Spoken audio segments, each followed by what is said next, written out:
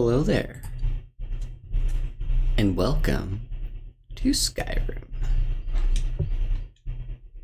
Welcome everyone. Why is audio output not capturing?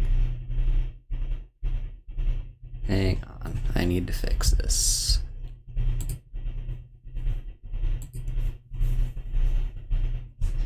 My mouse.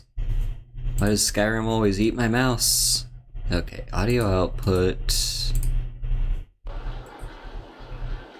I want you to just capture the headphones. There we go. Not sure what was going on there.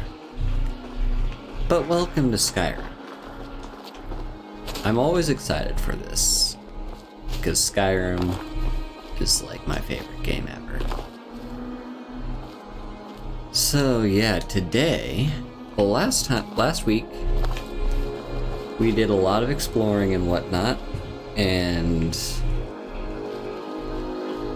basically just got our introduction to Solitude, like all the different quests you can pick up here, all the different people you can interact with, and now we're about to go do some questing around the area.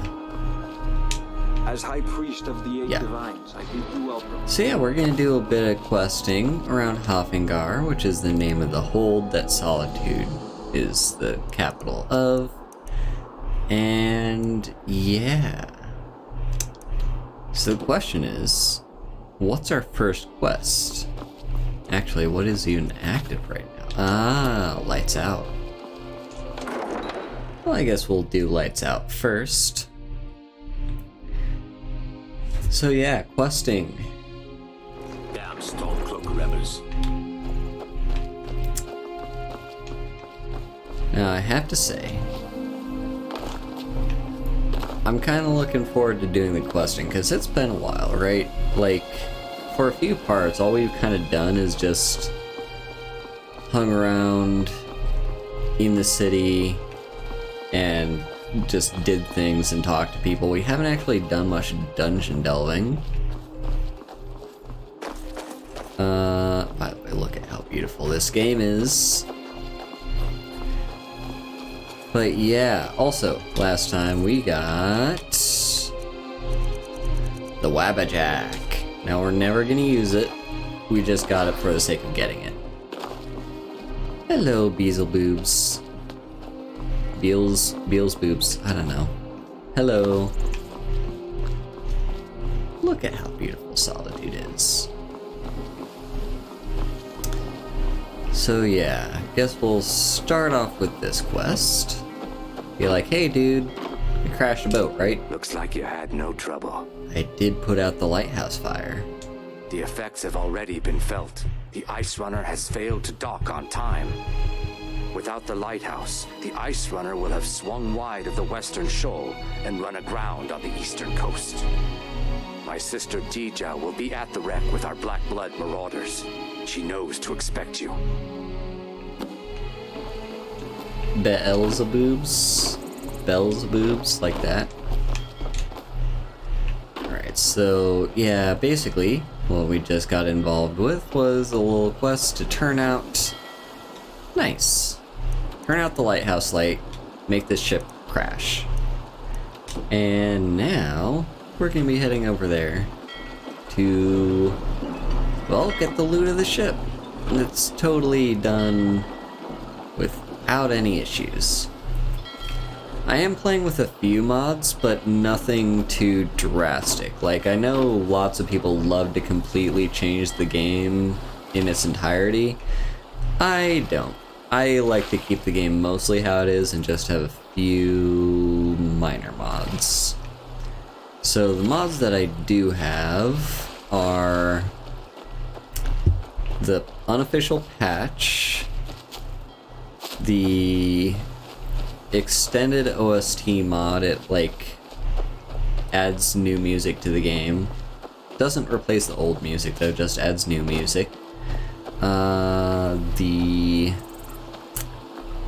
cutting room floor mod, which adds in a bunch of cut content that Bethesda made but never released. And what else? There's a pickpocket skill book. Nice. There's yeah, what else is there?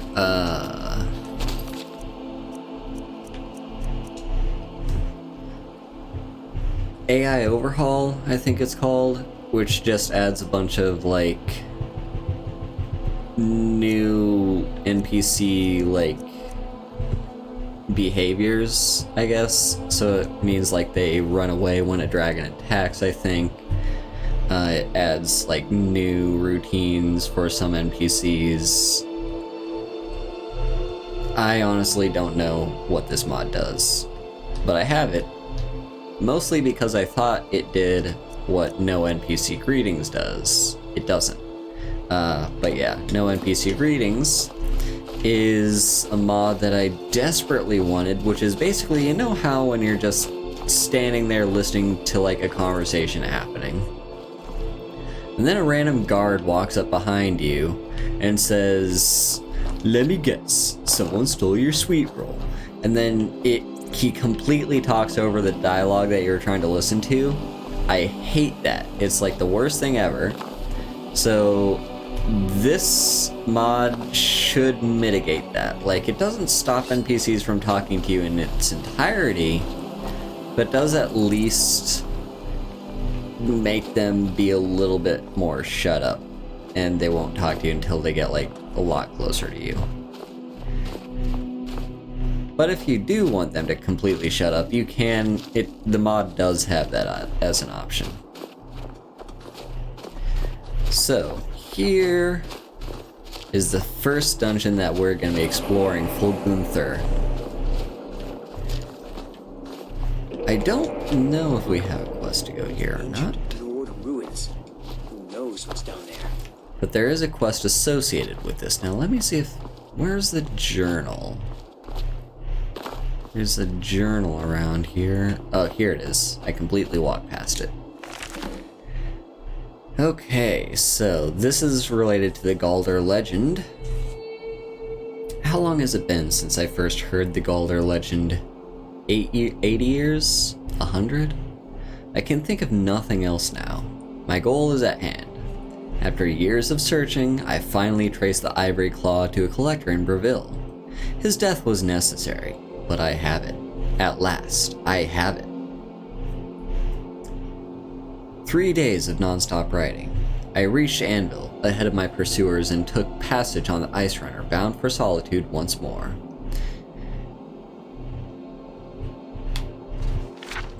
The other passengers are becoming suspicious. Returning from dinner, I caught one brute rooting around in my quarters. He almost found the claw. Had the captain not intervened, I would have flayed him alive.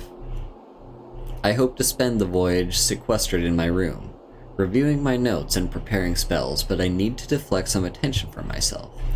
I'll have to mingle, pretend to just be another petty mage. For now. The brute claims to be an adventurer, off to seek his fortune in the ruins of Skyrim with his companions. Perhaps I can turn this to my advantage, use them as fodder for the traps and Draugr within the tombs. I can see the greed in his eyes, yet that should work. Oh no, was it you or was it the stream? 3 weeks to solitude, the captain says. If I have to suffer these fools longer than that, I'll swim. Fair. Well, it says I didn't drop any frames on my end, so who knows. With the brute and his companions in tow, I led our band across the marsh to Gunther, where we made camp for the night. Little has changed since my first expedition 10 years ago, but this time I have the claw, and I will have the amulet. I spent all night preparing a synopsis of my notes in case some fragment of the tale or piece of ancient lore may be needed to bypass the wards within the tomb.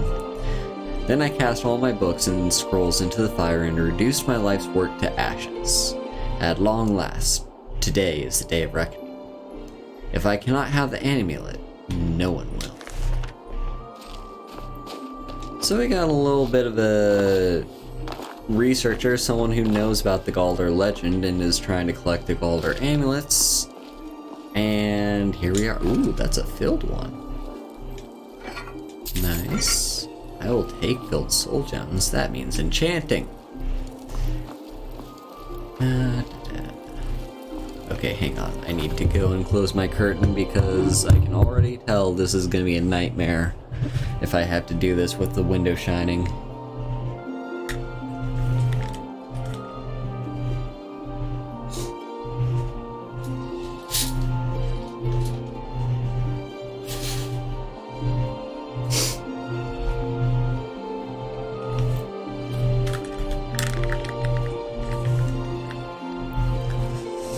Okay, that should hopefully be a little better. Not perfect. There's still a little bit of a crack because I do want like some daylight. Plus, hopefully this doesn't mess up my tracking too much. No, we seem to be fine. Yeah, I have this massive window, and by window I mean it's a door. So, if you want to know how big it is, there you go. It's like a sliding glass door that leads out on my balcony, and that's where I have my desk set up. And it's great because I get to have the view of like the town that I live in and the mountains and everything just like right there in front of me. But the downside is when it's any time at all during the day, I'm going to not be able to see my computer screen. Basically, so I hope that when I die, I don't end up as a shambling corpse. this is what we're doing. Anyway, also if you weren't aware, this is the particular build that I'm doing, I call the Captain America build because it wasn't because I was trying to cosplay Captain America, it was literally just like after I made this build, someone said it, and it kind of stuck. But basically, unarmed for everything I do, and blocking. I can use magic as long as it's not offensive magic. But there you have it. So we got the keystone. That's a petty soul gem, but not filled.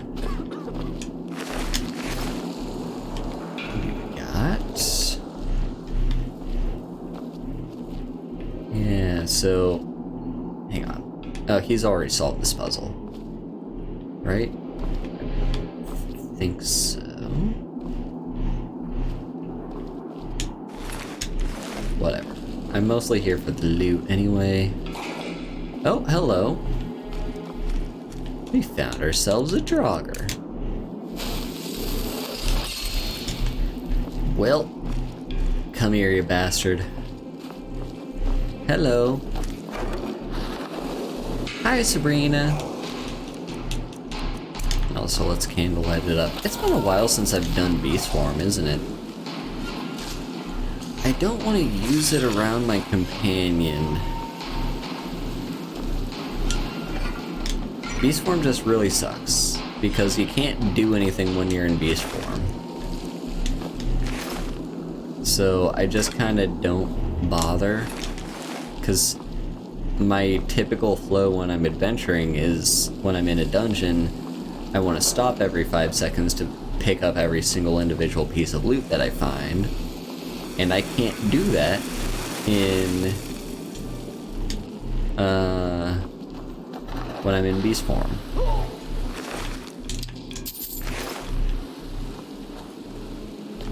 Alright, so we've got a big room here. I'm trying to remember how this dungeon works. Oh, come here, Eric. Hello.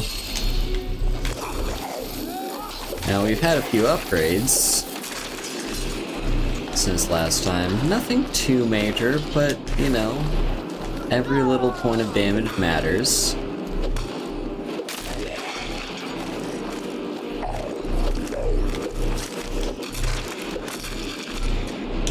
Look at those Draugr going down in one hit.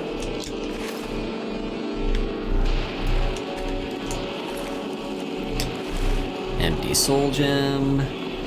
There's an Ian. Hello. And more Draugr. I need Candlelight again. I need to get the dual casting perk just so that I can dual cast Candlelight and nothing else. One-handed increase, that's completely useless. Everything in here seems to be about death. Burial urns, crypts, funeral shrouds. It's a bit depressing. Good point, Eric. Yeah, Skyrim Together is one that I've heard a lot of people talking about it, and I've had a couple people ask me to try it with them. But while I very much want to, nothing has ever come of that. They just say, hey, we should do this, and I'm like, yeah, we totally should, and then we never do. So, what's around here? There's two ways to go. There's down here and over there. I feel like the game wants me to go that way, so we're gonna go this way first. Ah, perfect. Nothing here. Just some stuff if we wanted to sell that. I mean, that's decent value, but too much weight.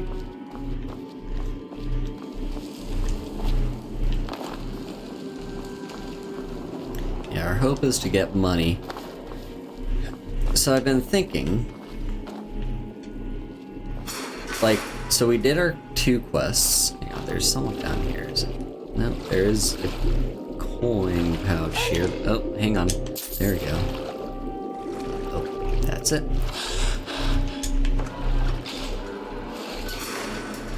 So yeah, I've been doing some thinking. And the last guild that we did, the only guild that we've done so far, is the Companions. So I've been wondering what the next guild questline we should do will be. And I believe the best one to do would be the Mages Guild, or the College of Winterhold, for several reasons. Number one, currently we don't have a way to get any better spells. We have as good spells as we can possibly get, apart from, I guess, if we get lucky and randomly pull them as spell tomes in loot, but for the most part, we don't have it. So if we go to the Mages Guild, we can get better magic spells. And on the other hand, up in Winterhold, we have right around Winterhold is this guy, the guy that's obsessed with Elder Scrolls, whatever his name is. And that will give us access to the Daedric quest for the Augment Infinium. And I think we want to get that book sooner rather than later, because looking at how high our current warrior skills are, smithing 76, heavy armor, I don't know what its base is, but it's not quite 96 yet. But yeah, some of these skills are kind of getting high up, and I'd rather get the Augment Infinium before I miss the opportunity to level up those skills 5 levels. So that's the plan. Once we progress the main quest line a little bit further... Oh my god, go the fuck away, pop-up. Once we progress this main storyline a little bit further, I think we're going to start going and doing that. Especially because the Augment Infinium questline is kinda tedious, because you have to find 5 different blood types. I think it's 5. There's Wood Elf, Dark Elf, High Elf, Bosmer, and not Bosmer, Falmer, and Orc. Yeah, 5 blood types. It's kinda tedious. So the sooner we do that, the better.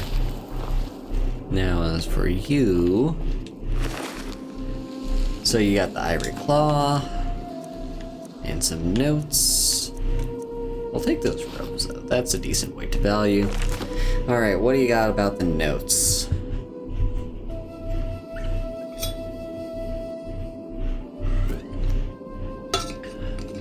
Go the fuck away, so that I can read.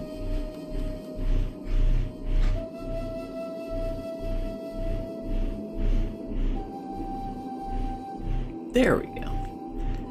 How to summarize a lifetime of research. So little of what I have learned matters now. The petty politics of ancient times, the age-long campaign to wipe out all mention of the Galder name. I know not what awaits us within Fulgunther, so here, then, is the truth of the tale, as best as I have been able to piece it together. In the opening days of the First Era, the Archmage Galder was revered throughout the north. Wisdom, wealth, honor, and power were his, and even Ysgramor's heirs sought his counsel. Smothered by his shadow, Galder's 3 sons grew cruel and resentful. They lusted after their father's power and prestige, and eventually, Yurik, the eldest, discovered its source, a mysterious amulet from which he never parted. Together they conspired to murder their father in his sleep and divide his amulet between them, and so it was done. Consumed by their newfound power, the brothers laid waste to the surrounding villages. So great was the carnage that the High King himself intervened, sending a company of battle mages led by the Archmage Geirmund to subdue the brothers. And after a devastating battle, the 3 fled the field. Mikrul, the youngest, was run to ground in Fulgunther, the ancient barrow at the foot of Solitude. And though he fought for 3 days and nights, he was at last overcome and entombed there, his crypt sealed by an ivory claw. Geirmund pursued Yurik to the shattered crypts of Sarthal, half buried even then. The veteran wizard fell before Yurik's elemental magic, but he could not overcome them altogether. He too fell and was sealed within the ruined city. And at last, Sigdis was cornered on the southernmost reaches of Skyrim. He challenged Lord Geirmund to a duel, knowing his foe was honor-bound to accept. And they clashed in battle, matched strength for strength, and fell together on the field before Iverstead. The High King ordered a tomb built for Geirmund on the lake, which still bears his name, and had Sigdis sealed within, forever guarded by the one who slew him. Galder himself was interred in a cave not far from where his tower once stood, in the place called Reachwater Rock. And when it was done, King Harald issued an edict. The name and deeds of Galder and his sons were to be expunged from every record, every chronicle. Under pain of death, no word of them was to be spoken, lest any try to recover the amulet that had been sealed at so great a cost. And so it was done. But a little survived the ages. Enough. 4,000 years have passed, and the tombs remain sealed. The fragments of the Galder amulet lie within. Since the day I first heard the rumor, I have felt its power calling me, pulling at me. I will be the one to reclaim it, restore it, bear it out in the world once more. I must have it. I must. So yeah, we've got this Galder legend, and that right there is the entirety of it, basically. We've got, this guy was like a powerful arch-wizard who completely ruled Skyrim with an iron fist or something, and it's like it was the amulet giving him power, and then the brothers got jealous and split up the amulet and killed him, and they got consumed by the power. And so they all came out and were hunted down by the High King and completely erased from history. So, yeah.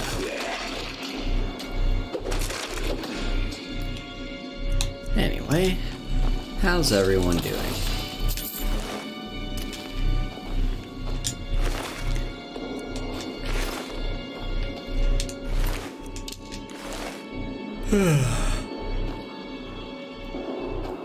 Big yawn. So I think I've talked about this video before, but I was watching like a, there's a 3-part video essay series about the Elder Scrolls in its entirety. I wonder what the Mostly, ancient Nords used this place for.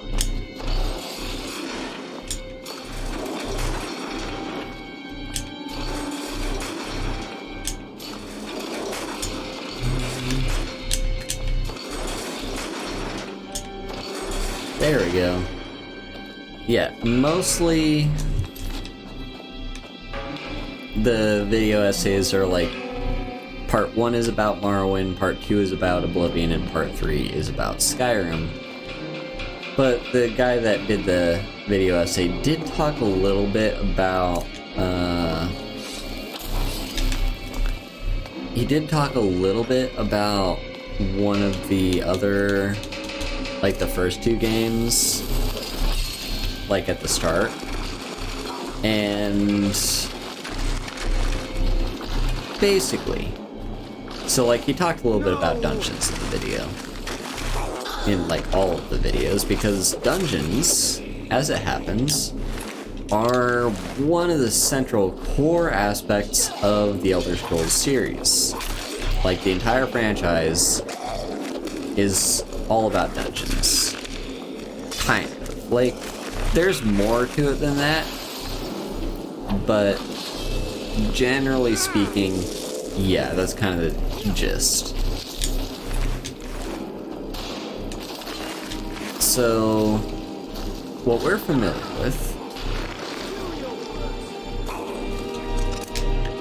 is, so like, let's start at the beginning with Arena.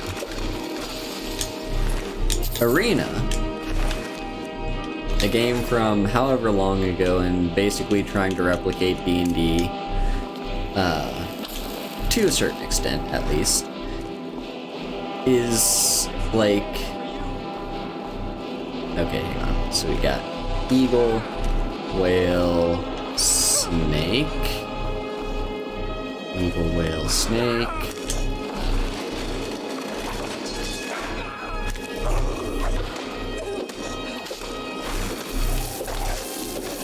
wow, you're tough.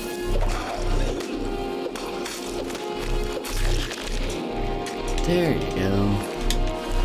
Didn't even have anything good on you. Okay, now let's go. Eagle, whale, snake. Eagle. Whale. Snake. Okay, what was it that shot lightning at me? What was that? Aha. The soul gem. There we go. Nice, getting lots of soul gems. Okay. Back to what I was talking about. So, like, in Oblivion, think about it.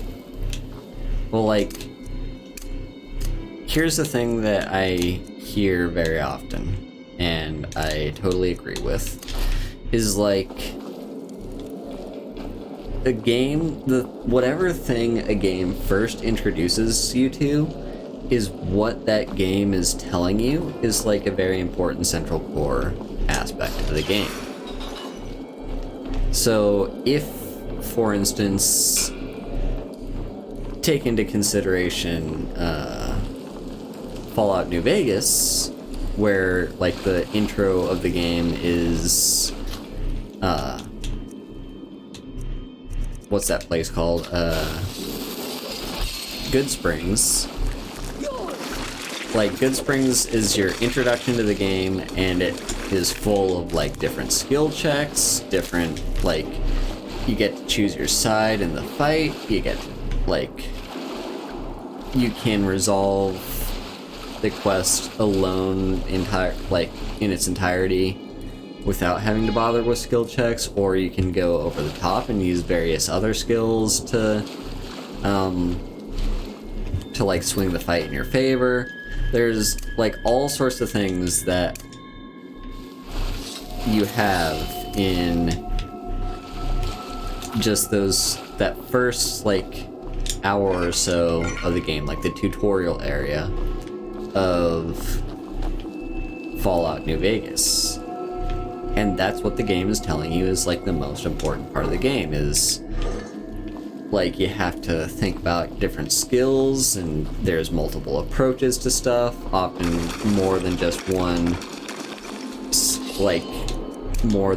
side that you can side with. There's all sorts of stuff you can do with that. And basically,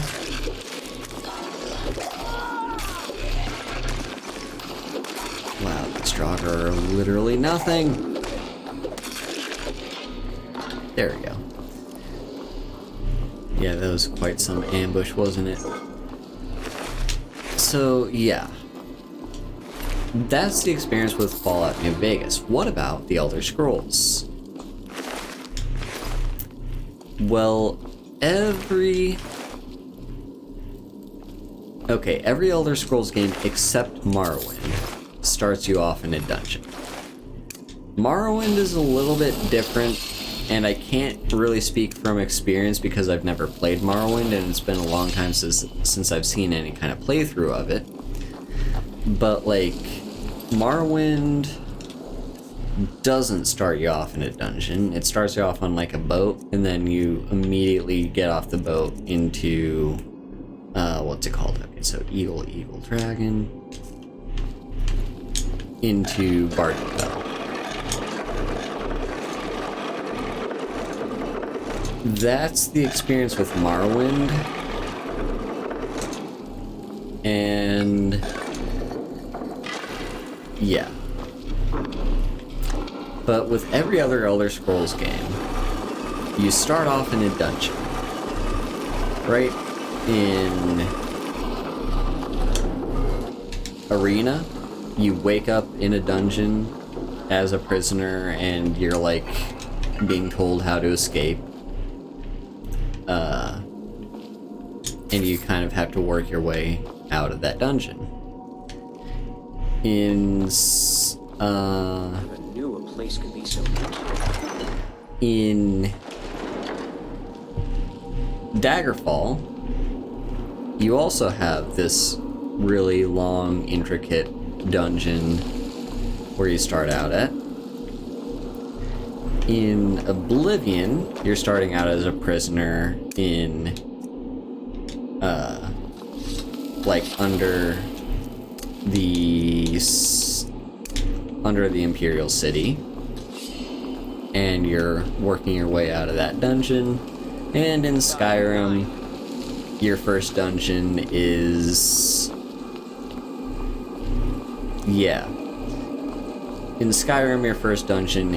Helgen, during the dragon attack. So in all these games besides Morrowind, your first tutorial to the game takes place in a dungeon, which means this isn't always the case. Like, there may be a few exceptions, but generally speaking with game design, if you're gonna tutorialize someone, you're gonna tutorialize them on what the most important aspect of that game is. And that is what... Oh my god, he fell down so fast. This was the boss fight. He just crumbled. Oh my god, I keep accidentally selecting these for him. So, yeah, they're your first introduction to the game. is basically, yeah, rid of ceiling, yada yada, be bound here forever, let people forget you existed. I guess I'll take the black blade. I'm not going to use it, but I don't even think it can be disenchanted, can it? If it can, I will. But yeah,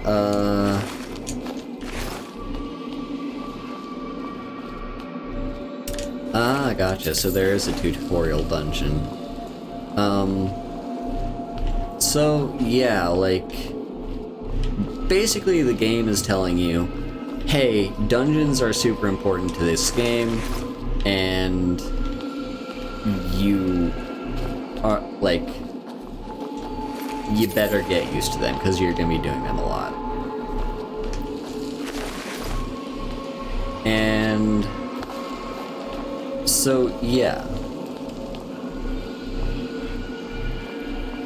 Skyrim is a very dungeon-focused game, and I think I hear and see what a lot of people do complain about was, ooh, an amulet of Morrow. I think I do hear and see what a lot of people do complain about Skyrim. It's like, a lot of the complaints about Skyrim from fans is that it's a watered-down version of the older games.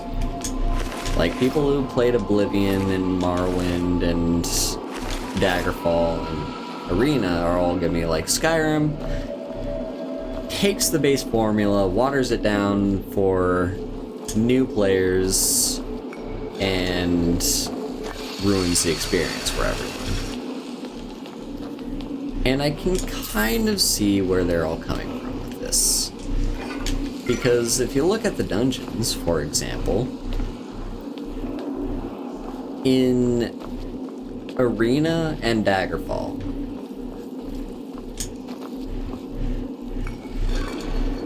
that's very fair, yeah. Yeah, with Arena and Daggerfall, and I'll come back to that point, Sabrina, actually. But yeah, with Arena and Daggerfall, the dungeons were incredibly complex and intricate. Like, you could spend hours inside of a dungeon and not even be close to seeing the exit. Like, this is where you're going to be spending the vast majority of your game time.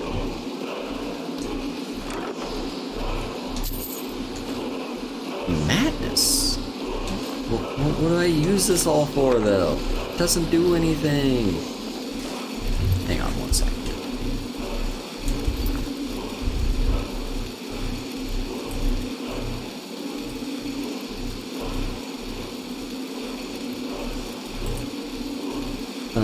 Okay. Loading. Okay. Yeah. So, yeah, those dungeons were incredibly complex and intricate, and it's very hard to say, like, what exactly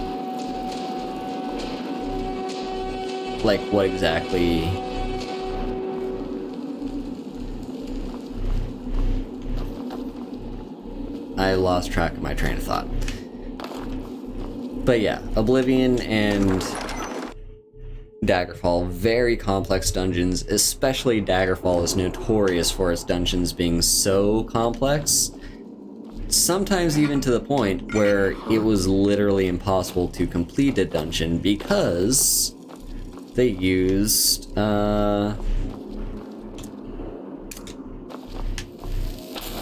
what's it called? Something generation.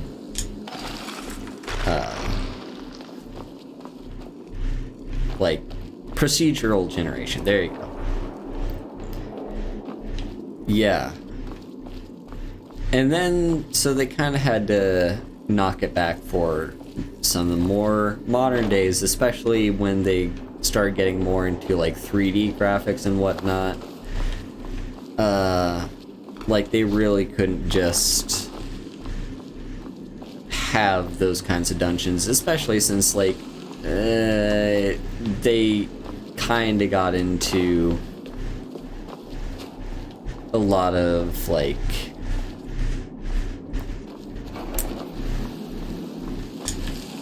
they got very repetitive. Meanwhile, yeah, the more present-day games, I don't know about... Well, no, Morrowind most definitely wasn't procedural generation. So, starting with Morrowind and everything after that, the dungeons are all fixed. They're all, like, solid, very clear what direction you have to go.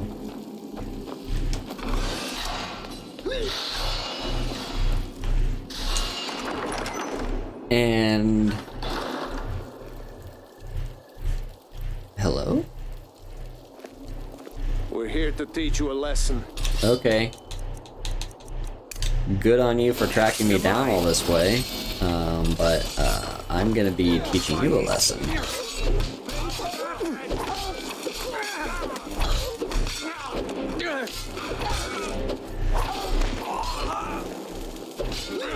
Not so fast.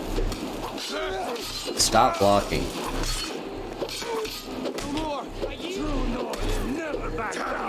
Hello? Come on. Ooh, what do you got? A shock weapon. That's it. This is leveling up my heavy armor.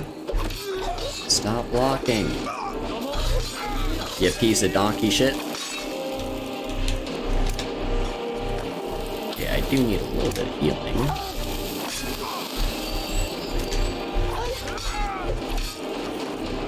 That's fine. I'll let Eric deal with you. I will kill you. You won't leave here alive.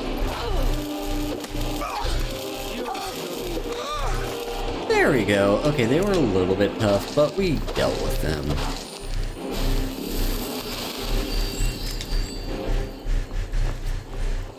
Yeah, like...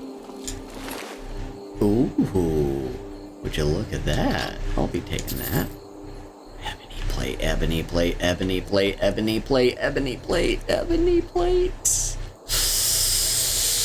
Ooh. I really want to take it.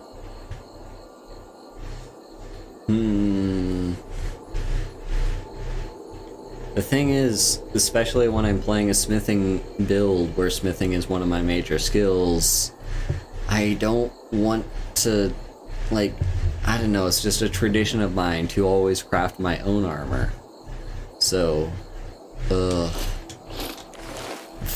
like, number one, the fact that this is showing up so soon means that I'm definitely falling behind in my crafting abilities. But number two, oh wow, they all had enchanted weapons. Who sent you, by the way? Filnyar. I have no idea who Filnyar is. I have no idea who that person is. But apparently I wronged them and they sent hired thugs after me. Yeah, I might give it to Eric.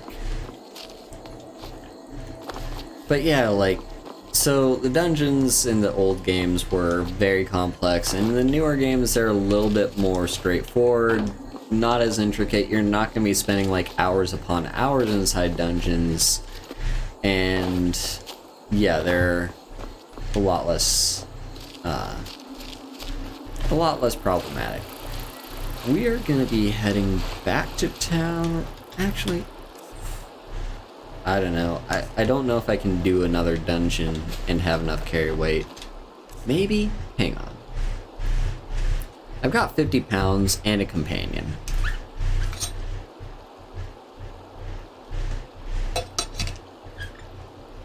Yeah, I can probably do another dungeon. Oh! I must have stolen some of his stuff. Like, I think he had ores that next to the smelter that I just stole. So yeah, we got Sarthal next. That's another reason why we want to do the Mages Guild next. Lights Out, Man Who Cried Wolf. We'll do that one soon. Hang on. King Olaf's first. How close is... Oh, that's down a little ways. I think I'd rather just go to the wreck of the Ice Runner first.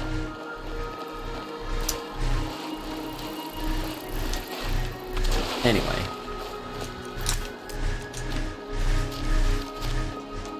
Now, let's look at the complaints about Skyrim, though.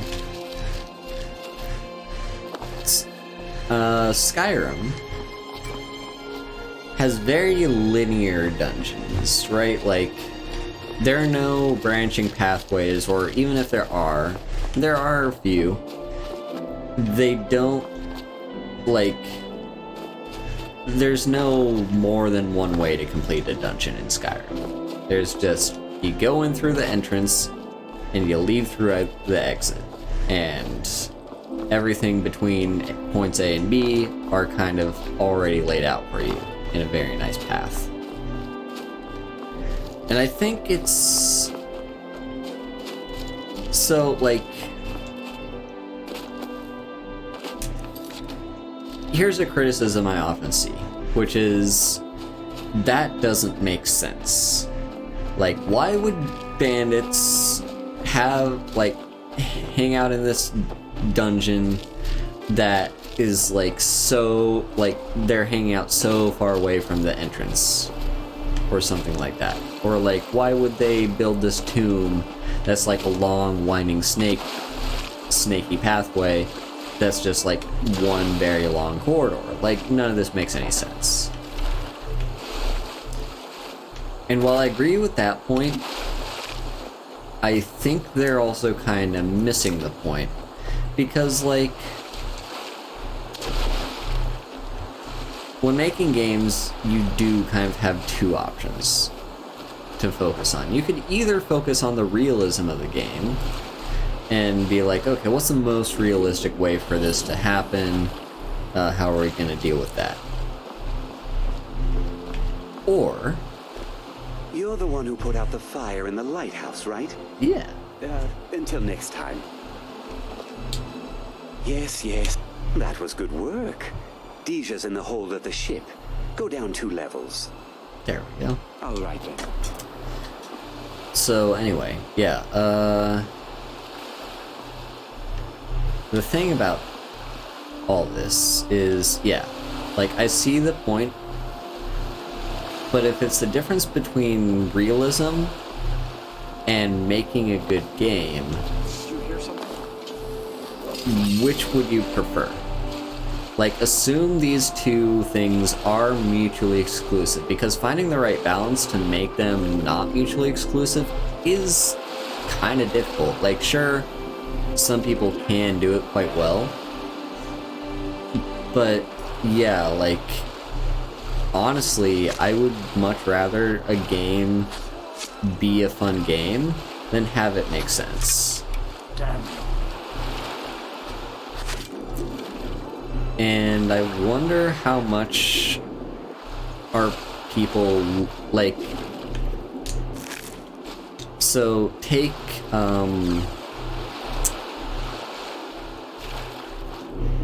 Daggerfall, for instance, a game that has a very, like, solid cult following. People call that game, like, an adventuring simulator or a fantasy simulator because of how realistic it is. Like, the game has, like, the ability to take out loans and, like, all this different stuff that's, like, super complex, and you don't really see any games these days use those same mechanics. And I think a lot of people were a fan of that, but it's also... When you're making a game, there is such a thing as too much. Yes? It's great to have these kinds of games as, like, a bit of a thought experiment, and it would be nice to see more of them for people that do want those kinds of games. But I, as a person, like, I do get very easily overwhelmed if there's like too much information to take in all at once. That's one of the reasons why a lot of MMOs, like as soon as I complete the like tutorial area and then I get bombarded with all these different quests, like here's the thing for PvP and here's these 12,000 different things for crafting, and this is like all DLC and expansion stuff that came free with free updates for the game and like all that stuff, and I just get so easily overwhelmed that I just turn off the game and never look back. And that was my experience with Star Wars: The Old Republic.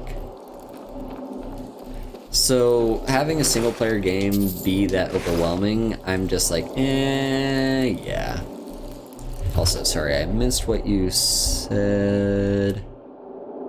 Beelzebub. Okay, so I think aside from the game mechanics, yeah, like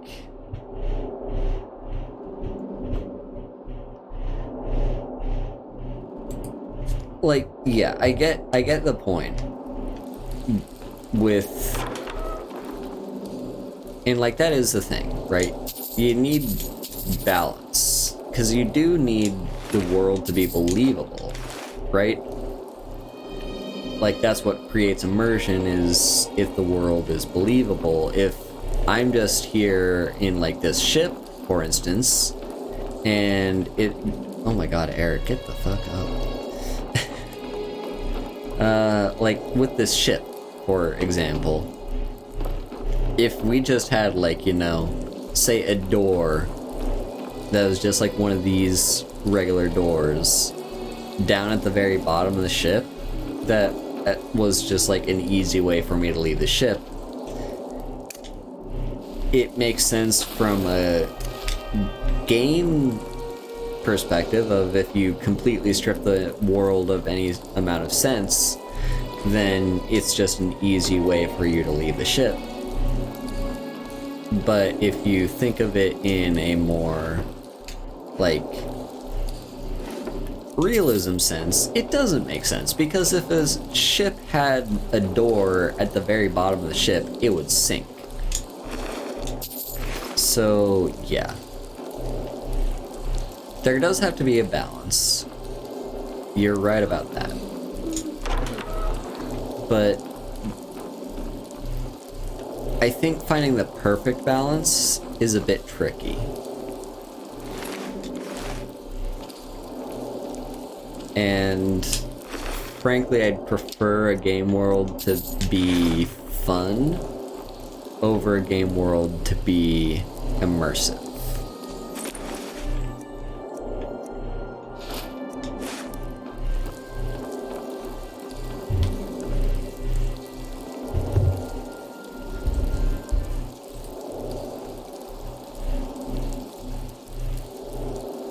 Yeah, ESO did have a bank system. I don't remember all the details of it, but I've been wanting to get back into ESO, to be honest.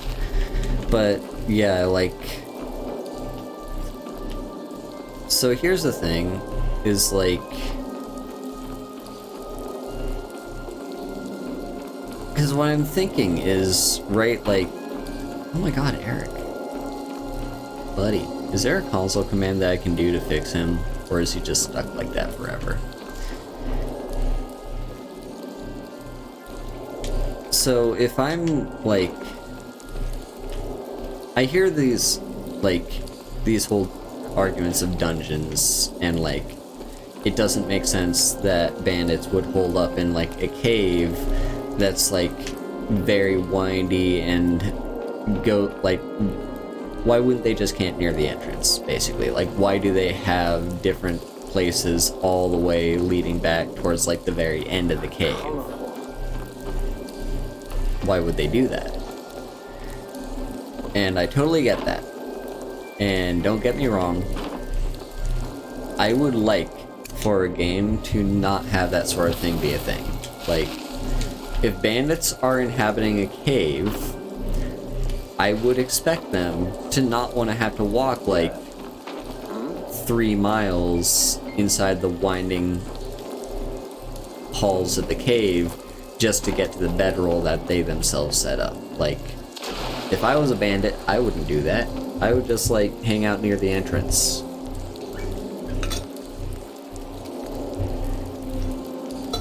So don't get me wrong, I get that. And I'm totally down for that point of argument. Oh my god, dude. Need something? Are you okay? Is he okay? Need something?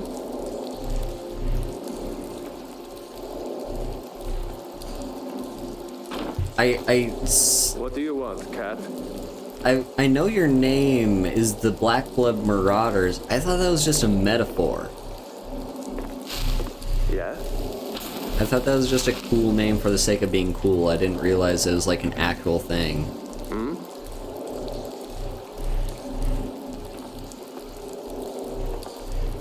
What do you want, cat? I want you to tell me what the hell is going on with your veins. That, unless it's like a tattoo, maybe?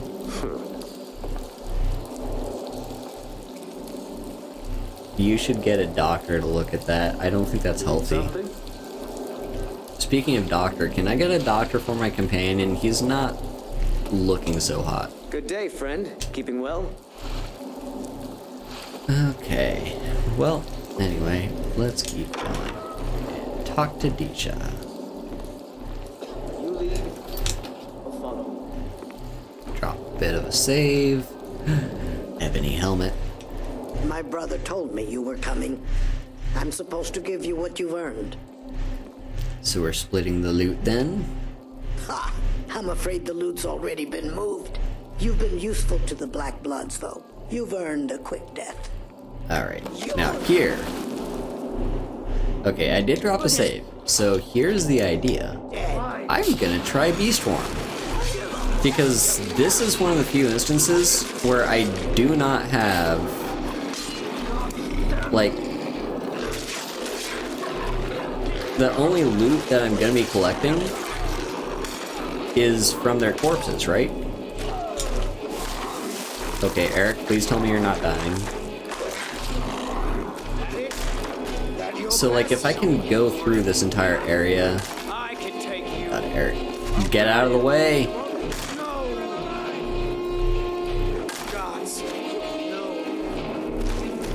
Wow. Oh, there he goes. He's finally up and about.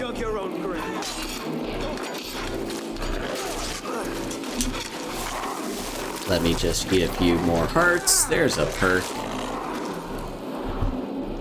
Okay, yeah, what did I get? So more damage, 100 points to health and stamina, feeding heals more, and able to feed off dead creatures. Okay.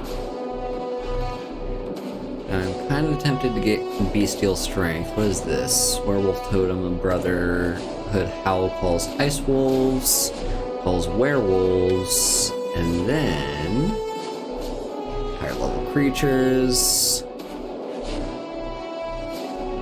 Extended Rage and shows whether the targets are not in combat, searching, or actively in combat. I don't know how that does so, but I'm just gonna take more damage. More feeding to do. Frankly, I think Eric is kind of dealing with them himself.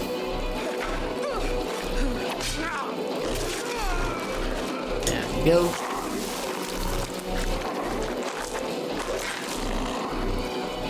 That's good stuff.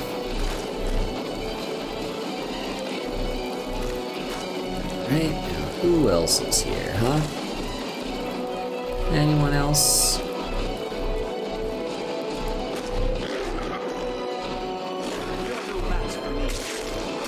Get eviscerated.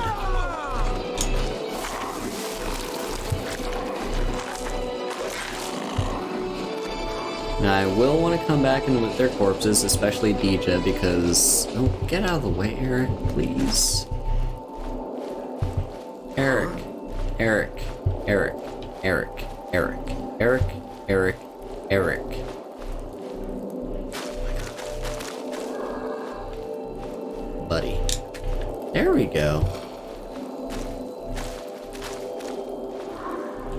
Okay, so I could go out there. Oh my god, Eric. I swear to god, this is why I don't travel with companions. You know what? Fine. I'm gonna go out and then I'll come back inside. Because we do still have a few more hearts to feed on. I love power attacking as a werewolf. It's so good.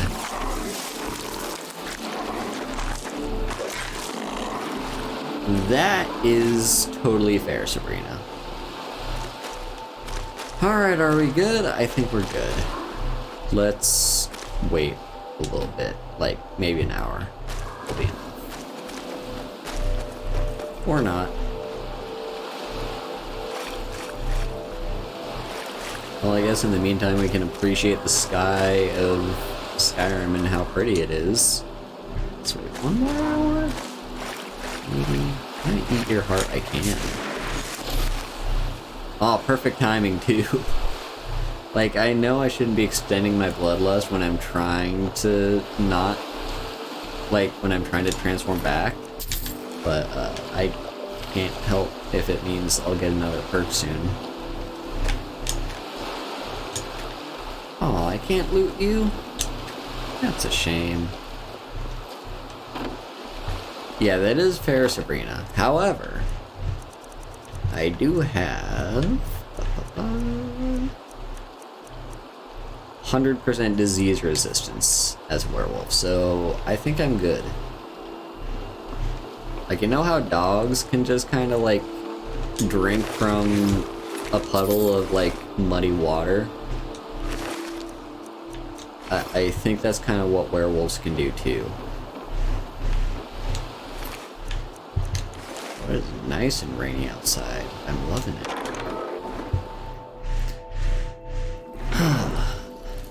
Anyway, back to what I was saying about dungeons. I don't know, is there really much more for me to say about them? Like, I think I've got my point across. There's kind of two sides to this argument. And I think people may be a little bit too harsh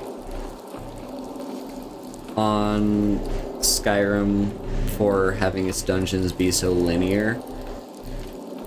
But at the same time, like, I personally can't picture how they would do dungeons better. Like, okay, don't have people... Like, yeah, don't have bandits camping out near the front of the dungeons, but, I mean, have them only camping out near the front of the dungeons, but, like, otherwise... Like, I don't know. I don't think there's a way to please everyone. You could either have the complicated dungeons back in the days of, like, Morrowind and whatnot. Not Morrowind. Arena. Or you could have the more streamlined dungeons of Skyrim, and... both have their ups and downs.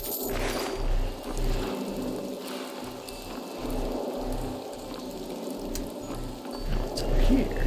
We've got extreme healing.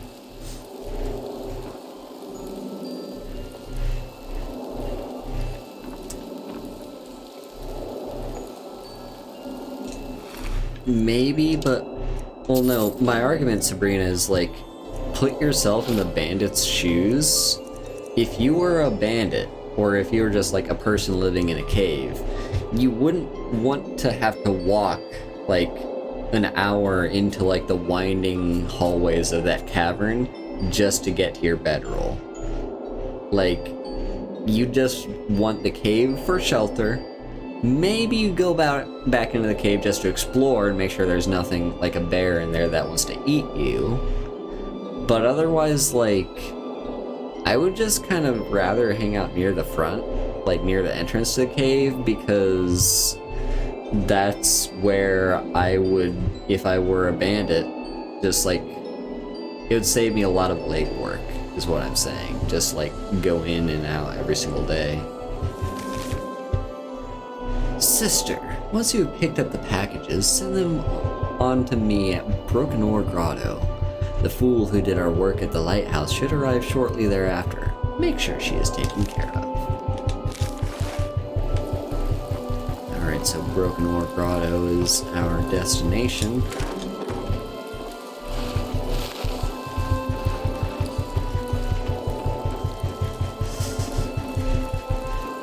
So yeah, like, I understand that the dungeons are imperfect, but I really don't see how you would perfect them in a way that really makes sense, you know?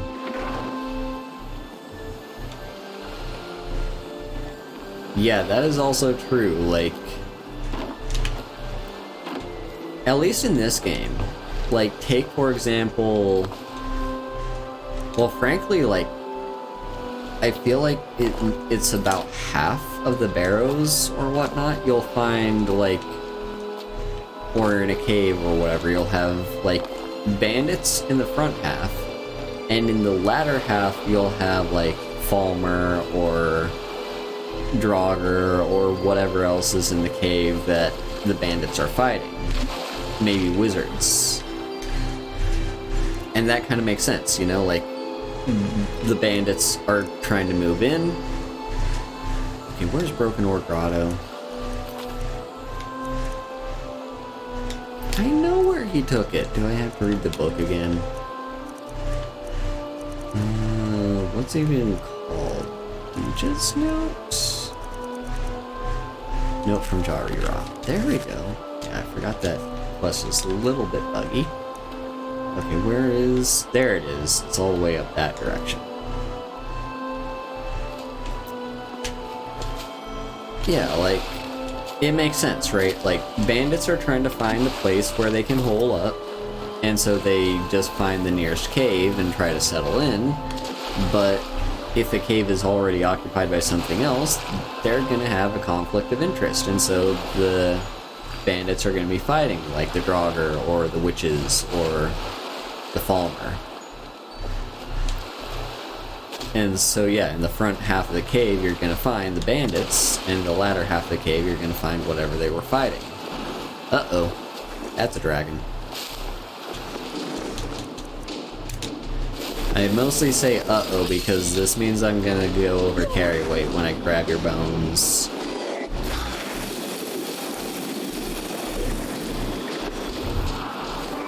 Please land.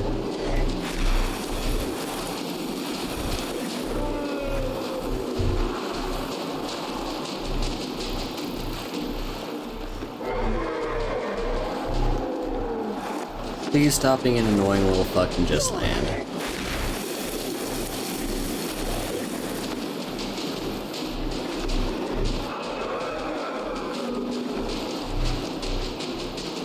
So yeah, I just don't really know what the best way is to make a game, like, please the best of both worlds, cause, like,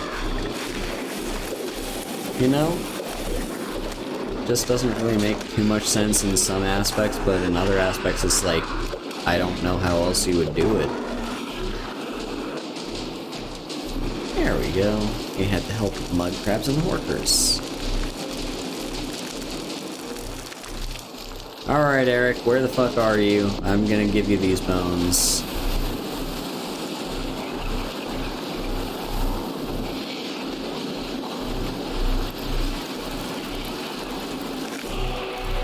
Imperial bow diminishing?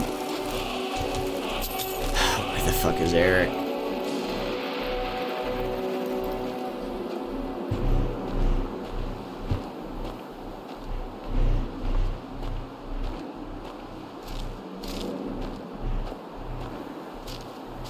Yeah, I know the cave you're talking about, and that one is a little weird. The way I see it, it's like, I think the bandits inhabiting the cave, so like, one of two ways. Either you're gonna be seeing it as like, the bandits are just other Alakir that just like I don't know, the game devs were just too lazy to fill the entire cave with Alakir, so they It just, just feels right somehow. or they felt it would be How can I help? unbalanced to do so, because, like, Alakir don't scale with you as a character, whereas bandits do. So if you have, like, bandits that scale, you can do it that way. Let's get going then. But yeah, like, it makes sense to me, like, either the bandits are supposed to be seen as just more Alakir, just like with generic names, or you can think of it as like the Alakir probably, and this way actually makes the most sense to me, that Alakir probably made a deal with the bandits. What the hell is this? Hello, Lazy June. I had never seen this before. Is this added with cutting room floor or the extra mod? Also, we've got a bliss bug and purple butterflies. What do they do? Because these are two that I've never seen before. Bliss bug, weakness to fire, and purple butterfly, regenerate health. Interesting. I'm betting this is added with the anniversary edition, if I had to guess. So we got a Phil Lesser Sultan, a bust of some guy, report on Atronach Forge experiments.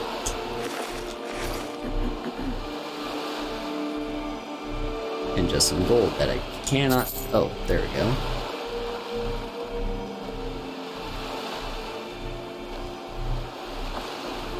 Well, let's read this. Oh, is that Sheogorath?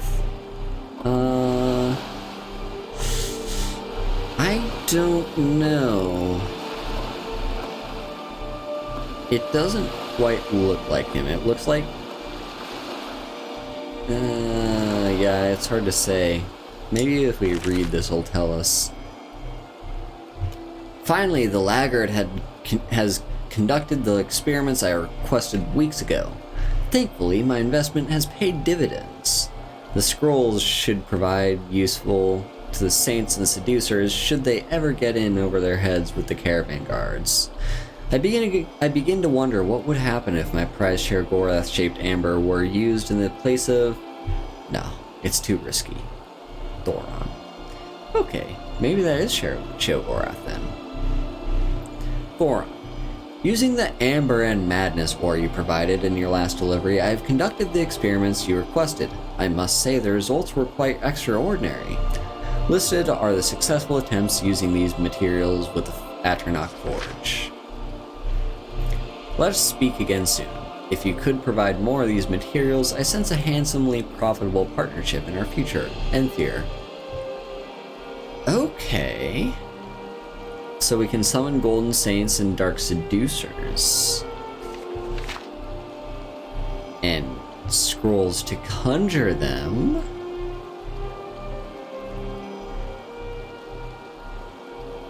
Okay. And spell tomes to conjure. Ooh, that.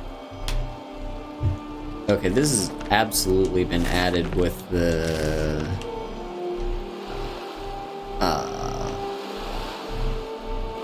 Anniversary Edition. Because that's what the Amber and Madness ore that we've been collecting is all for. Because I checked the smithing, like, the smithing forge, and there is nothing that you can craft with Amber and Madness.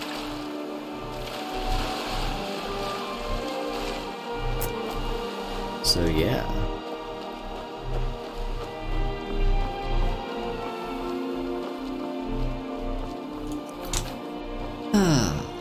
Back out on the open road. We'll do one more dungeon, and then I'm gonna be hopping back into Solitude to sell some stuff.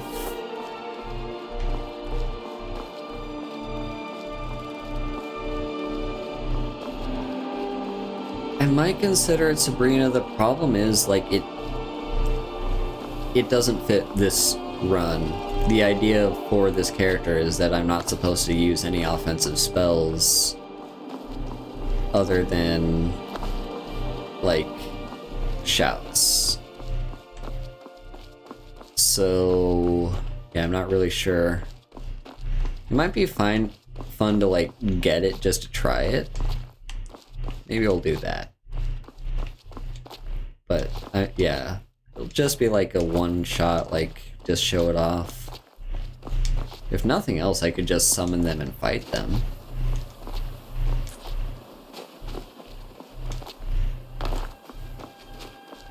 And here we are in Hofgar. You don't really think of it too much, because Solitude isn't really all that snowy on its own, and it's got that marsh nearby, so it's like, yeah, you mostly think of it as kind of marshland, but Solitude, well, Hofgar really is quite snowy. Oh yeah, for sure. We'll definitely show it off sometime. Either me fighting them or trying to conjure them.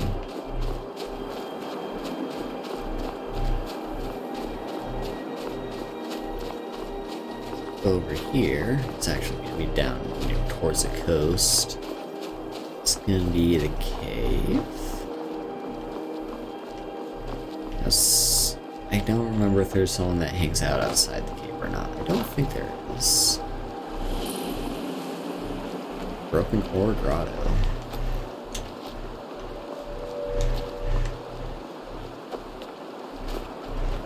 What do we got over here? Just some barrels. Nothing much. Okay, I'm gonna drop a bit of a pause, use the toilet, all that stuff, and I will leave all of you with a bit of an ad. So, I will be back.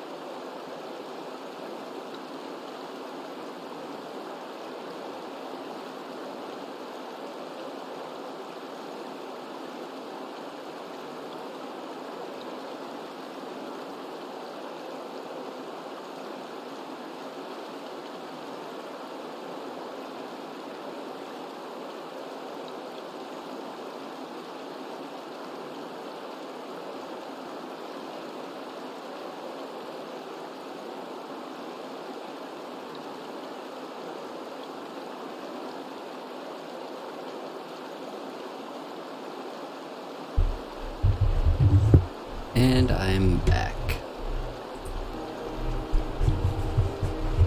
Okay, I'm hoping the tracking's not too bad.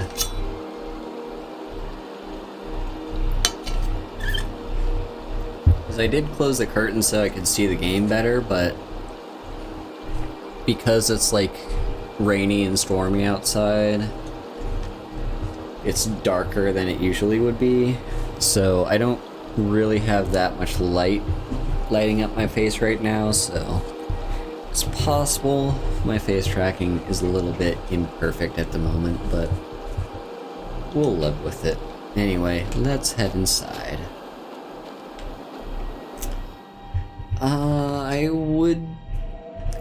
I'm not sure if it does or not. Like, the Anniversary Edition has so much stuff, like a plethora of so many different things that I just kind of come across and I'm like, ooh, what's this? I do have the 10 bear pelts, right? Oh my god, you died in one hit. Oh, this is gonna be easy.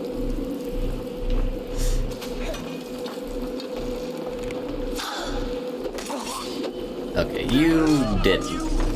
But you did do a nice ragdoll.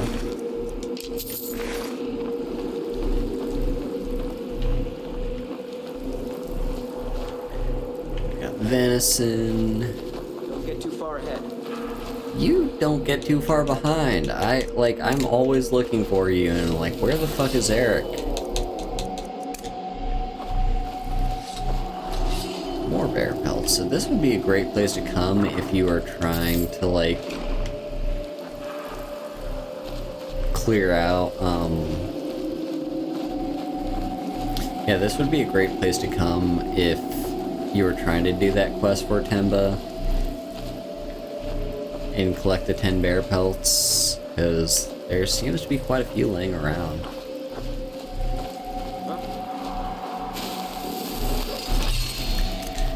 By the way, in that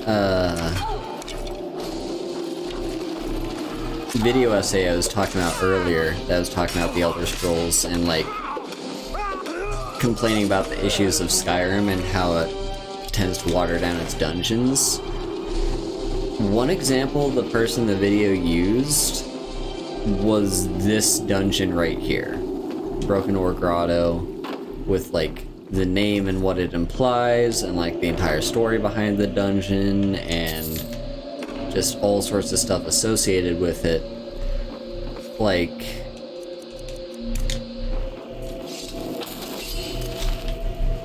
I don't know what point the person was trying to make using this dungeon when complaining about Skyrim dungeons,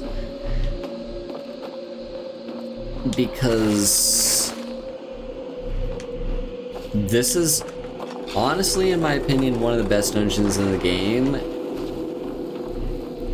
if you're talking about dungeons that make sense. Because this is one of the few cases where it's like, okay, this kind of makes sense. Because this is a cave that's built for like more naval travel. Like, you have a boat, you bring the boat in, and you like sail the boats down this little river, and down towards the very end is where the boat, like the main ship that a lot of these bandits seem to call home, is based, because like it's trapped, it can't get out. This is one of the few caves that actually makes sense in that kind of way. It's also one of the few interesting caves because it's like, it makes a lot of sense. Like, the history of the cave, the reason why it's named Broken Ore Grotto, like, there's a lot going on. Ooh, Jesus. You just got stabbed in the face, my dude.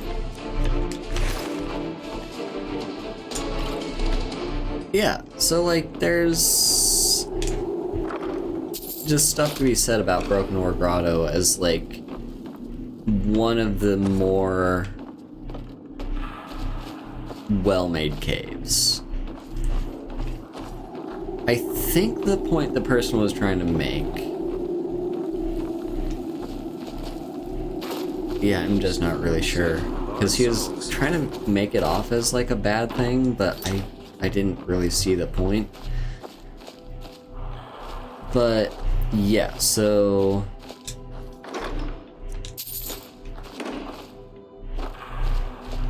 Broken Ore Grotto is just, yeah, a really cool little place. Makes sense. I was gonna say something else about the video, but I can't remember. Off the top of my head, what I was gonna say. Don't you love it when the train of thought just kind of goes whoosh and you forget what you're talking about? By the 9. By the 9. Yeah, this is a really cool place.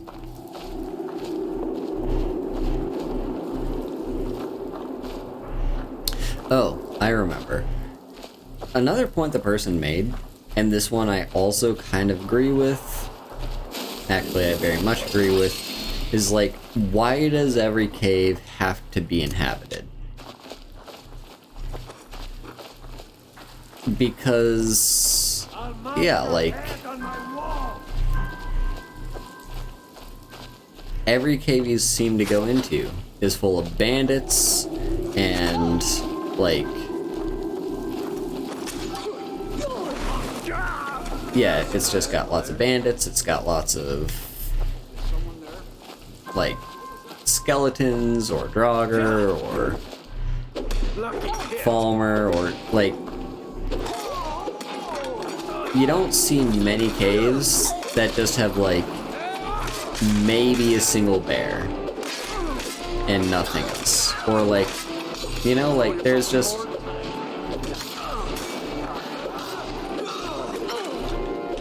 So I get that point.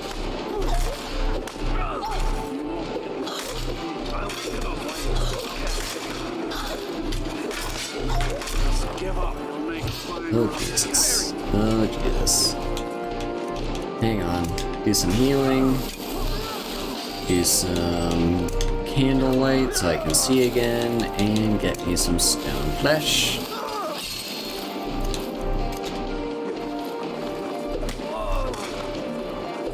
That's the captain dead.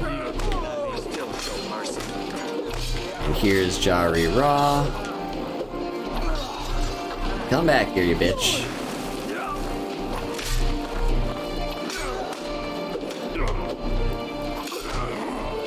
There we go.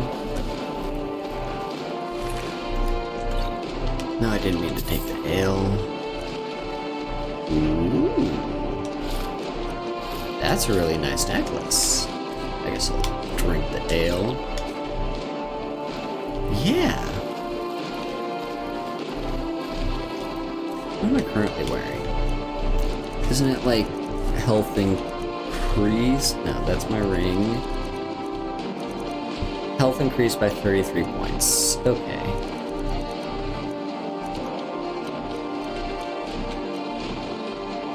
I've got these.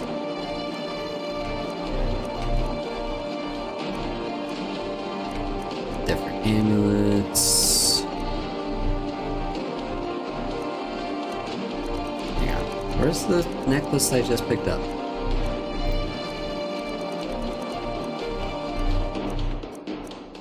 Where is it? There, it's Necklace of Mending. I've also got Magic Suppression.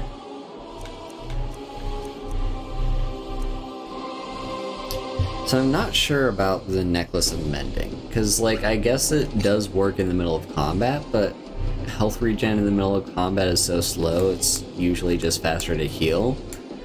And generally you want, like, more health rather than faster health regen. So I don't think this necklace is quite good enough for what I want, but I'll sell it, and it'll be good money.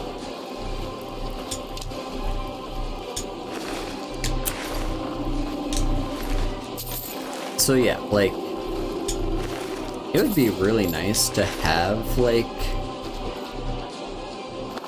dungeons with nothing in it. Well, caves with nothing in it, I mean. Because it'd be hard to, like, does that even count as a dungeon? Is the thing. If you have a cave and there's nothing in it to fight, like,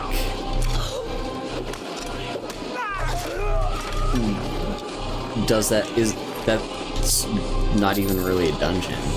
I guess puzzles could make it more dungeon-like, but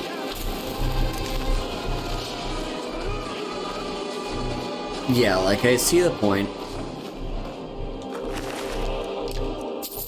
Okay, are all the Black Blood Marauders like this? I think they are.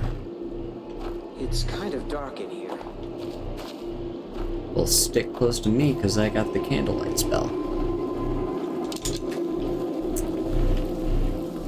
Yeah, so, like,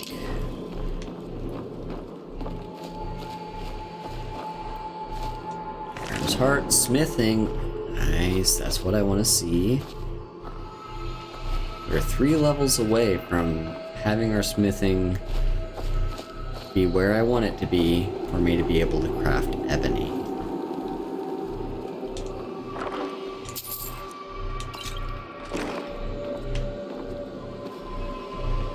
That is also a fair point, and yeah, like, I think there was also a point made by the person in the video that was like, why does every dungeon need to have loot? Like, it doesn't make sense that you would just, like, delve into a dungeon and find, like, a pile of gold in this, like, kind of, like, master level chest in a dungeon that has not been, like, in a tomb, for instance. Like, why would a tomb have that kind of chest near the exit?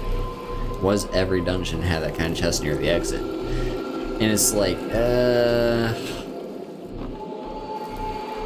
you make a point, but hear me out. A dungeon with no actual loot would frustrate players. Because what's the point of going into a dungeon if there's no reward? Like, the game has to give you something for your trouble. Because if you think of it in like a psychology aspect, we've got what's it called? Like, reinforcement. So if you give someone a reward for doing something, that's positive reinforcement. It tells them, hey, if you do this thing, you're gonna get something good out of it. Just think of rats. Like, you know, the experiments you see with rats pressing a bar and they get food for it. The action that you want to reinforce with the rats is pressing the bar. And the reward that you give them for pressing the bar is food. And so they start to associate pressing bar with food. That is the same deal with games, right? The action that you're trying to reinforce is people going into dungeons. The reward that you give people for completing those dungeons is loot. And so then players have that positive reinforcement association with loot coming from dungeons.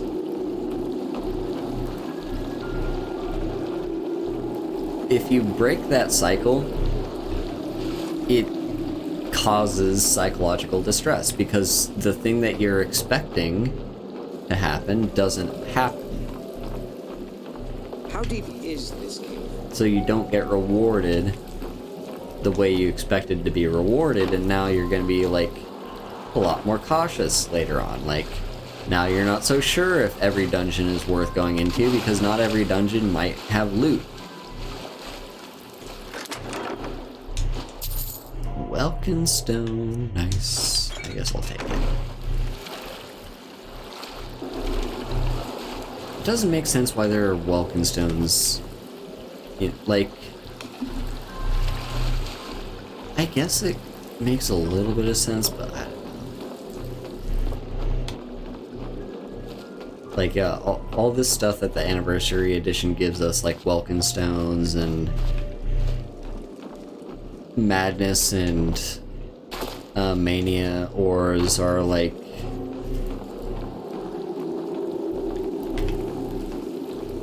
it's just to jerk off players that like those games. It doesn't actually make sense for any of this stuff to actually be in Skyrim. And these are why I usually don't play with mods that break immersion, because, like, Skyrim is Skyrim. Right? Welkin stones come from Ayleid ruins. Do you know how many Ayleid ruins there are in Skyrim? 0. So the only reason you'd be finding them is if, like, someone brought it to Skyrim. Which would make sense, because they are probably, like, you know, you're gonna have adventurers delving into those dungeons to collect the stones that they then sell. And then maybe in how circulation works, you know, you'll have someone buy a Welkin stone in Cyrodiil and then travel to Skyrim. But I don't think they'd be plentiful. Like, I feel like you would maybe find 1 or 2, because Welkin stones also aren't, like, they're not just like a collectible. Yeah, exactly. They're just trying to remake Oblivion without actually remaking Oblivion. It is really just to please players of Oblivion, really, like, give them that little nostalgic kick without actually, like, having it make sense.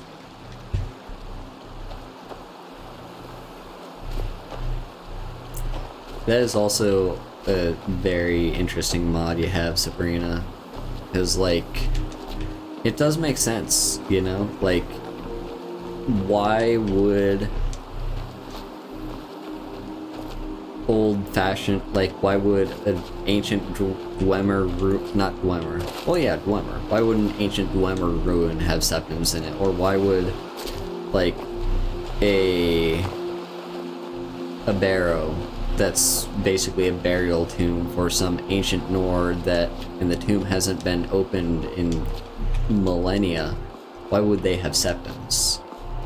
Like, it does make sense, but again, there is, like, some degree of...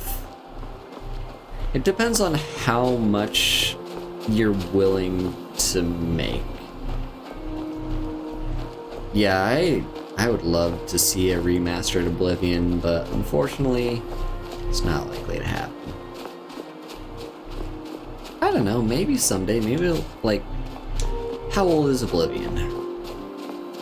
Because I don't know, after like 30 years, it's not 30 years old, but I think 30 years is kind of the cutoff point for any hopes of a remaster ever happening. Rainwater Grotto, interesting. Is there anything good in here? I'll take the chest.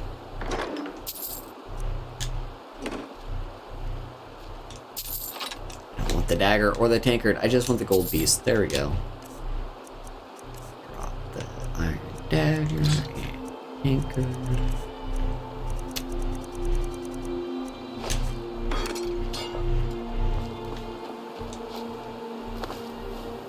$18 years old. Okay, so we may have some hope that we might see a remastered version of Oblivion for like the 20th year anniversary, or maybe 25th. Because that's kind of like, anniversaries are typically when you see remastered stuff popping around. Skyrim got remastered very quickly, like super early on it got a remaster with the special edition. Like, the game had only been out for how many years at that point? Was it 5? 4? It was very soon. So yeah, like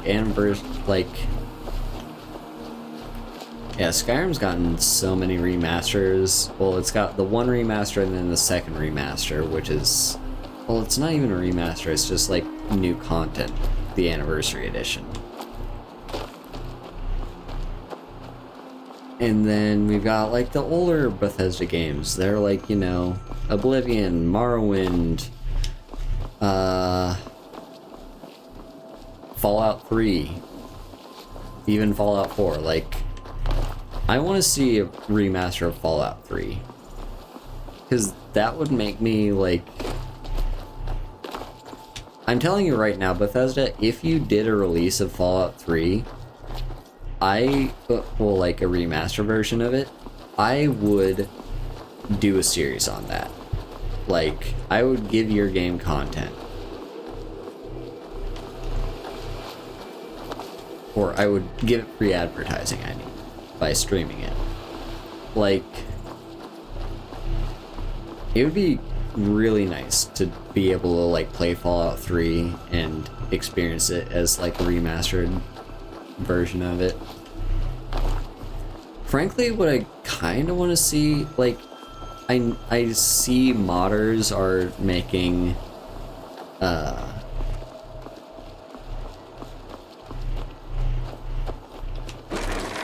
yeah, like, I see I think that's the thing, is Bethesda relies a lot on modders. Like, they see the modding community as free labor, and they just try and, like, use that. Because think of it, right? Like, that's what Sky Oblivion and Skywind are all about. They're, like... Well, they're rebuilding the game in the Skyrim engine. And then we also have... Morrowind, which is... Well, no. We've also got Daggerfall... what's it called? Daggerfall Unity. That is, again, like a remastered version of a game that fans made.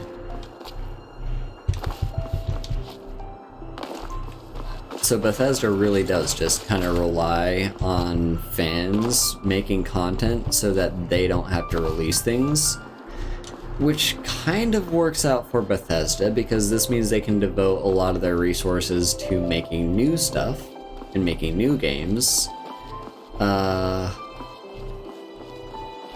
which would be believable if not for the fact that it's been now over 10 years since Skyrim came out, and they still haven't even begun making Elder Scrolls 6. Like, when I say that, it's like they've said that they're gonna make it, and that is the process of them beginning to make it. It's really nothing.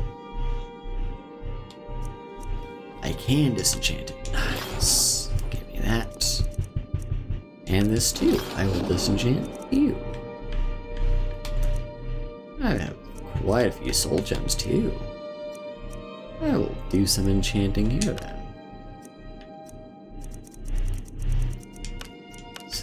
370, 587.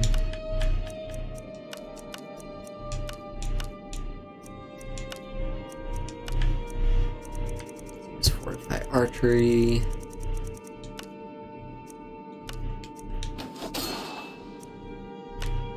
Same deal. Yeah. Nice. Now,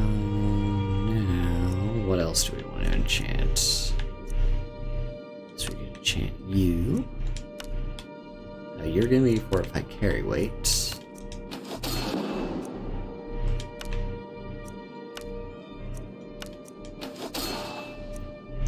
Lots of good stuff.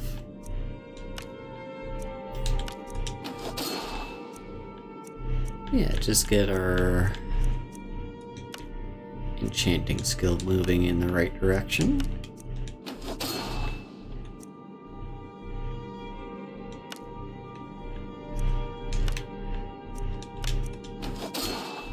Yeah, like... So here's my take on The Elder Scrolls 6. Oh wait. Did I even talk to... I don't even think I talked to the court wizard last time. She's got like a quest, doesn't she? Where is she? Here she is. If I needed something from you, you would know it. What's your problem? Nothing. I'm busy, and I don't like being bothered unless I'm expecting something from you. Oh, don't give me that look. Fine, I suppose I can find some menial task to set your mind on. We have something of a vampire problem. Bodies have been found with blood drained. I know of a den nearby you can wipe out as a precaution. I'll see what I can do. I don't expect you to be capable of even that. Awesome. Vampires are clever hunters. Oh, hang on. Be quick. I need to do selling to you. Let me just slip on Xanatharium. Little patience for mundane concerns. I have so very... Take a look. Okay. Do a little bit of selling. What if I just sold her the Wabajack? I guess you can take that. That does weigh a lot, and I don't need more than 4. You can take these. These. Is there anything else you could afford that I have? Take that. Take care of yourself, and always remember, the world is ripe with people looking to steal. Yeah, so like, here's the thing, I think... So what they've kind of done is... You know how game companies these days focus on the longevity of their games? Like, they want you to play this game from now until the end of time.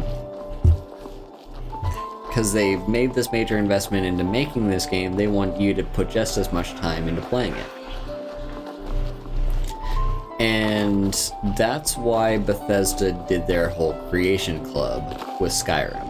Is like, it's kind of like how they're doing with The Elder Scrolls Online. Not quite to the same extent, but it's still just like this whole prospect of you're now going to, like, Skyrim will never not have new content for the rest of time. But the thing about the Creation Club is that's mostly a delegation towards the fans to be making content for them. Bethesda doesn't have to worry about, like, managing the Creation Club besides just, like, the occasional, like, they do have to devote minimal resources to keeping it going, but that's about it. Meanwhile, if you take a look at Fallout 76, that is, I think, a solid model for what they're kind of trying to go for with having online multiplayer games that they just kind of maintain in general as just a sitting moneymaker. Like, the game just sits, they have a team devoted to producing more content for this game regularly so people keep coming back and trying to play it, and that's all there is to it. Okay, what should the next quest be? I want to do Tending the Flames, I want to do this quest. I guess the rest of these are all miscellaneous, right? What's Pine Moon Cave? I guess it's all the way over there. Steep. Okay, so... Yeah, I think most of them are... Oh yeah, and where's some... It's in North. Okay, so I can fast travel there. I guess I'll set these as active. And then we can do Man Who Cried Wolf, and... That's way down there.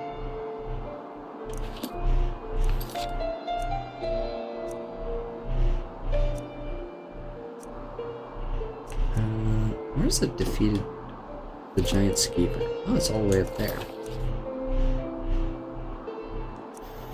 Break of Dawn. There we go. Okay. So that's all the quests in the area that we can kind of do. So yeah. Okay, hang on. I do want to just fast travel over here just to turn in the thing for Medesi, and then we'll get back to questing. So yeah, like, here's the thing I have to say about Bethesda is, like, their problem is they've become too comfortable. Don't get too far ahead. Because Morrowind was a huge, ambitious project that Bethesda undertook.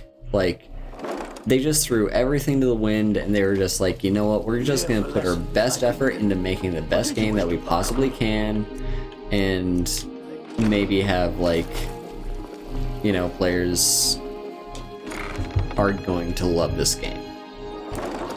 That's what their plan was with Morrowind. Because they had nothing to work off of. Like, they just had, like, their first 2 successful Elder Scrolls games. 2 were kind of okay, but they did a little bit flop. And then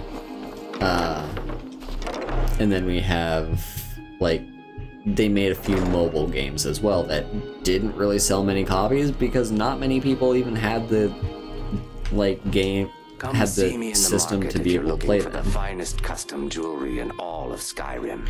Here you go. Good. These will make wonderful settings for my rings. No, I think I have enough here to get started. Here, let me give you this. It's the least I can do for all your trouble. Nice. A gold diamond necklace. Yeah, so, like, point being, Morrowind did very well because Bethesda really did just have the, well, we've got nothing to lose attitude. So, if we've got nothing to lose, then let's just put our all into this. But now Bethesda has gotten too comfortable. Because now they're kind of seeing, well, we've had successful games. Skyrim is one of the best-selling games of all time. It is, in fact, at least according to the video essay that I watched, the best-selling single-player game of all time. I think that was what, like, because what's above Skyrim? I think GTA 5 may be higher than Skyrim. Okay, I think the criteria was best single-player RPG of all time. Also, hello, Stab. So, Bethesda really struck gold when they made Skyrim. And ever since then, they've kind of just not had the same ambition anymore. They are now just like, we're safe. We've got Skyrim. We've got everything. Like, we can play it safe from here on out. And I think, yeah, Bethesda's lost a lot of faith in fans. Because Skyrim is, like, you know, their pinnacle, and now they're just gonna keep going back and say, hey, what about Skyrim? Remember Skyrim? I know you all love Skyrim. Don't you love Skyrim? Skyrim's such a great game. And they can draw all the attention away from, like, their flops like Fallout 76. Because even if they fail at producing a new game that people are going to love, they'll still have Skyrim. They didn't have that attitude with, like, Morrowind, their attitude with Morrowind was like, look, we've fallen on hard times, we have nothing to lose, let's just give this our all and do the best that we possibly can. And Morrowind saved their company from extinction. Like, Bethesda was probably going to go out of business within a few years if they didn't do a masterpiece, and that's what Morrowind was. Meanwhile, fast forward to, nowadays, they've had their successes, and now... Look at my temple lying in ruins. So much for the constancy of mortals, their crafts and their hearts. You scared me. If they love me not, how can my love reach them? You're loud, lady. Who are you? There's been word of some trouble nearby. I'm on my way to investigate. Where? I probably shouldn't tell everyone who asks. This is important business, you know. No, I think I got this one. Thanks, though. Yeah, so, also, what is this word of power?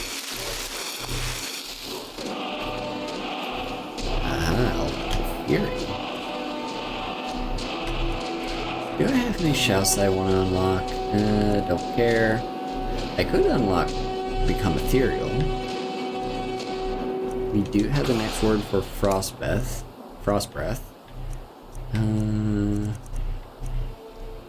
I guess we'll go with Become Ethereal. Cool. Yeah, so like... Restore to me my beacon, that I might guide you toward your destiny. Here you go, Meridia.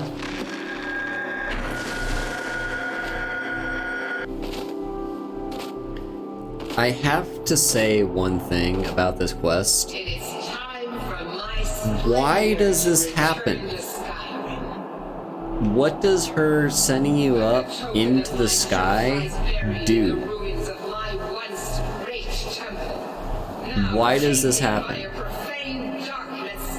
Is it just her show off? Is she trying to, like, talk to you from, like, a place where you can't have prying ears? It's hard to say. Souls left in the wake of this war to do his bidding. Worse still, he uses the power stored within my own token to fuel his foul deeds. I have brought you here, mortal, to be my champion. You will enter my temple, retrieve my artifact, and destroy the Defiler. Yeah.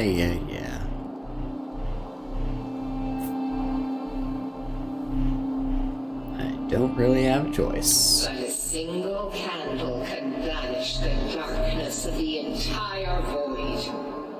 If not you, then someone else. My beacon is sure to attract a worthy soul. But if you are wise, you will heed my bidding. Go now. The artifact must be reclaimed, and Malkoran destroyed. Malkoran has forced the door shut. Yeah, like, why? What does sending me 300 feet up in the air do for you?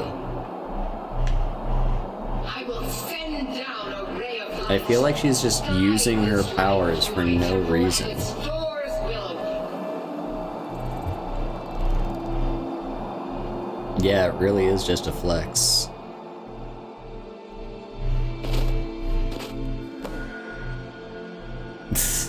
Pretty much. So yeah, we do the thing for Meridia. This is one of the best quests to do if you want money. Because, like, I have no idea why the desecrated corpses have so much money on them, but they have a lot of money on them. It's kinda uncanny how, like,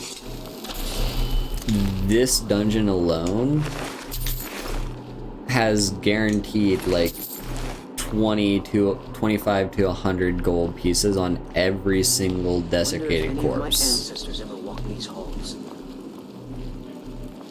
But yeah, if you want money, this is the quest to do it. So yeah, what was I talking about before? Right, yeah, basically, all I'm saying is I hope Bethesda realizes that if they die, well, no, I hope Bethesda realizes that they are losing faith in fans. And that's the entire reason that they're milking Skyrim in the first place, is because they need another hit. They've done poorly with, like, Fallout 4 was a great game. It sold very well. But ever since then, they've kind of just, like, fans are losing faith. Fallout 76 was supposed to be a big thing, and it really flopped, and it really hurt Bethesda. So they really need something to make up for that. Now, first of all, what they're focusing on is instead Starfield. Which makes sense, because, like, I listened to an interview with Pod before, and he was all like, you know, Starfield is a kind of game that they've been wanting to make since, like, the 90s. Like, this is an idea that they've had for a very long time, and, like, they have their main IPs, The Elder Scrolls and Fallout, both of which are great IPs that they can do great things with, but they want to be able to branch out and to do things that, like, you know, they want to do.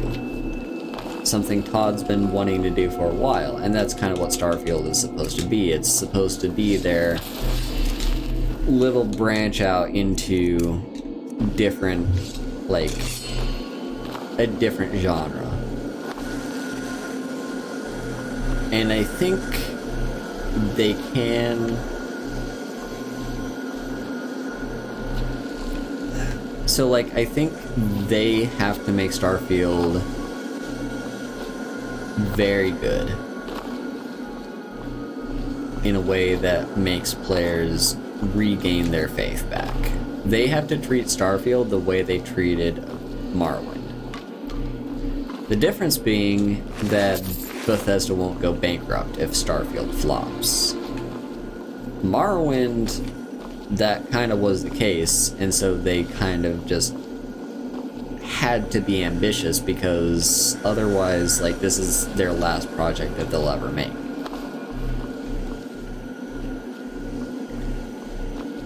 So, yeah.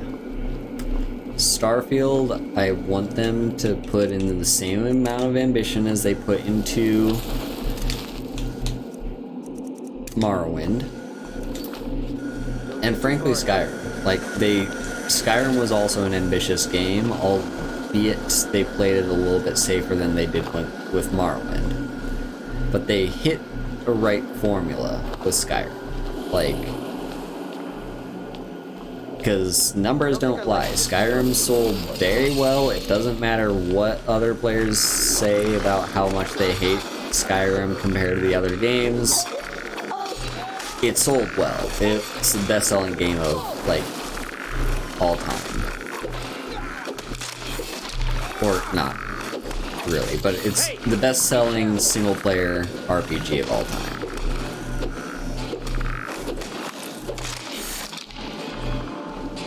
So yeah, like, Bethesda has to have this bit of an approach with, like,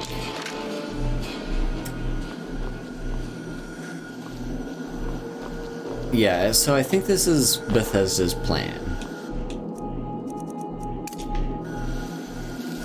Back in what year was it? 18? No, that wasn't 18. Yeah, it was 18. Back in 2018, after, you know, a few years after Fallout 4 had released and they were making their big announcement, and around that time I was like, okay, this announcement, since it's a few years since like the last, hang on, what was that? That was just common, right? Unfilled common. Yeah, get out of my inventory. Yeah, like their last big game had been Fallout 4, and they have to like get something new, or like they're about at the point in time where it's like about time for them to be releasing a new game. And that's what Fallout 76 was. Like their big announcement was Fallout 76. But they also had like, you know, other games. Like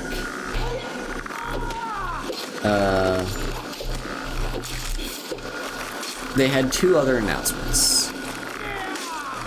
And it was literally just announcements. Like, they had barely started development on Starfield at all, and they hadn't started development on The Elder Scrolls 6. So why release those teasers? It's because it's because Bethesda was making a foray into uncharted territory. They weren't very sure. Have a good night, Beelzebub. Yeah, so they were making a foray into uncharted territory, and they couldn't be certain that they would be safe. With Fallout 76 being an online Fallout game that's like, you know, like, people have been asking for years, hey, give us a Fallout Online, please, when's Fallout Online coming? I want to play Fallout with my friends. And they can't say that with Skyrim anymore because, yeah, so was a thing. So, like, yeah, they were trying to please what they knew fans would want, but also having to make the concession that this is kind of a new thing that they're making from scratch, so like, are fans gonna be happy with her or not? And the answer was not. And they kind of anticipated that like, it's entirely possible that this game, being a new thing, is going to be an issue for fans. Like, so yeah, they did have that in mind, and that's why they released those teasers. Because they're like, okay, we're probably going to lose fans over 76. Because 76 is kind of a different thing from what we usually do, and it may or may not have some gameplay issues that lead players to just not like Bethesda anymore. So how are we going to keep them? How are we going to keep these fans in good faith when we're risking our necks over 76 that may or may not be a game that our fans even enjoy? You have to tease what's to come. So even though they hadn't even started anything on these games, they still put in the effort into producing teasers for them because they had to keep fans around. Like, if you're gonna make 76, which isn't what fans want, you know, like, at that point, like, it's pleasing the fans that are all like, hey, give us Fallout Online. What it doesn't please is the fans that are expecting the next Elder Scrolls game, because it's been 4 years, and so it's about time for us to hear about a new Elder Scrolls. according to like the schedule of the release of Bethesda games.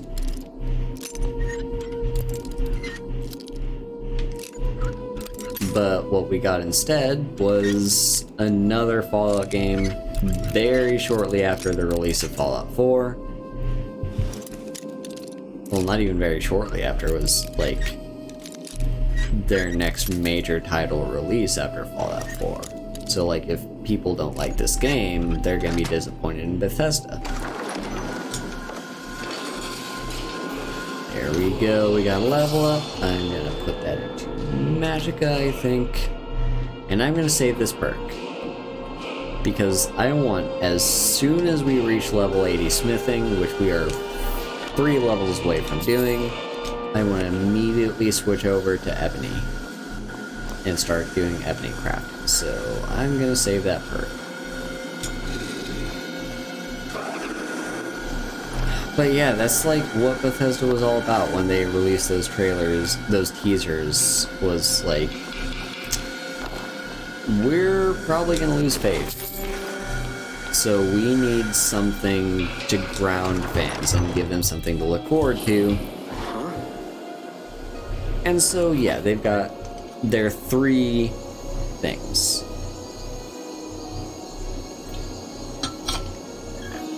Their 3 things being Fallout 76, which they're hoping is a good thing, but it turned out to not be, but they were kind of putting their hope on that, but they knew they were kind of playing around in uncharted territory, so they were kind of fine with that.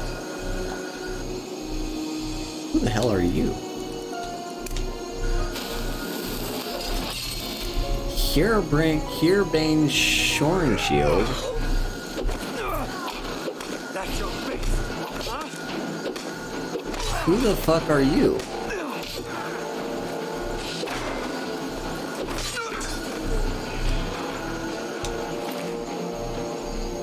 Well, he's got a fire sword and a fire shield, or frost shield. I have no idea who that person is. Quick expert chest. So yeah, if Fallout 76 doesn't do well, then what's the next project that Bethesda is going to do? Well, it's going to be a brand new IP. And with this new IP, they're going to, you know, try some different things. Some things that they've been wanting to do ever since, like, they started making games back in, like, the 90s. And what about, like...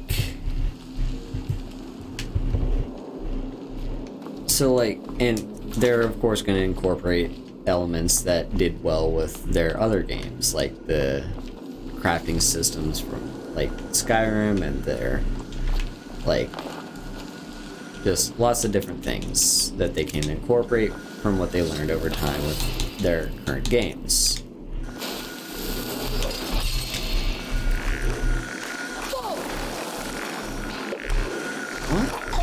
What? Why did I just punch with my shield?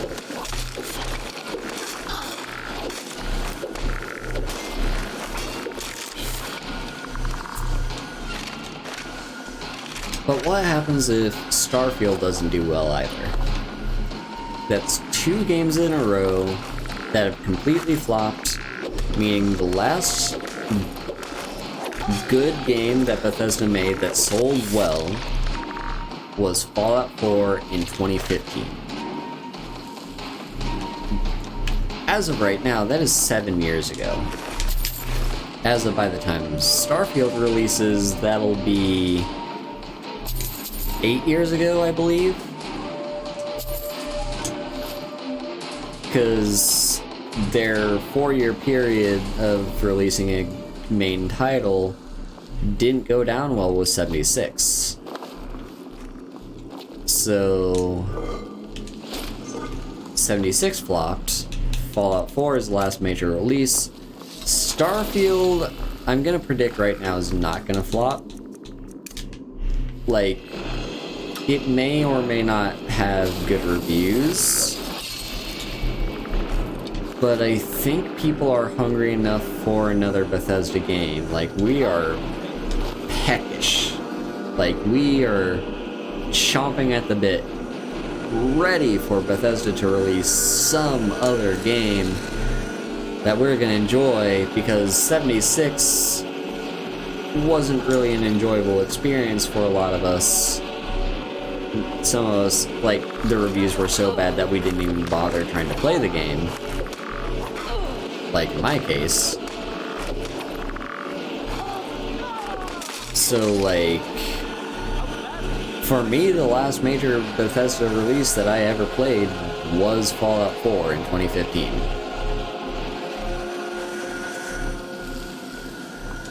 I am absolutely going to be picking up and playing Starfield, and I am absolutely starving for another Bethesda game because I haven't played a Bethesda game since 2015, or like one from launch.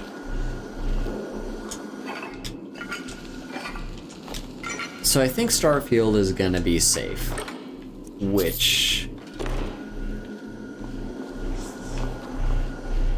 I've got two things to say about that. I think that's fine that it will be safe. Like, it's good for Bethesda that their next main title is probably going to be safe. It does kind of suck, though, because I would actually not mind if it kind of flopped. Like, okay, I'm down for having a brand new release game that is gonna be fun and interesting and all that nonsense. Like, I'm really down for that. If we get, like, you know, we've got Skyrim and Oblivion, not Oblivion, we got Skyrim, well, we got the Elder Scrolls and Fallout as, like, the two main IPs from Bethesda to look forward to every year. Wouldn't it be great if we had a third one to look forward to? Like, wouldn't it be great if Starfield turned out to be, like, the next big franchise that we all love and are just, like, waiting for the next Xbox E3 conference? Well, not E3, since that's not really a thing anymore, but, like, the next big Microsoft conference that Bethesda does a presentation at, and it's, like, everyone's looking forward to, like, Starfield 2. That would be a great world. But I think it would be equally interesting if Starfield flopped and then Bethesda realizes that basically their last hope is the Elder Scrolls 6. And then they can take that same exact mentality that they had with that led to the creation of Morrowind, with them being like, we really need to put a lot of hope into this next game that'll come out, because, yeah.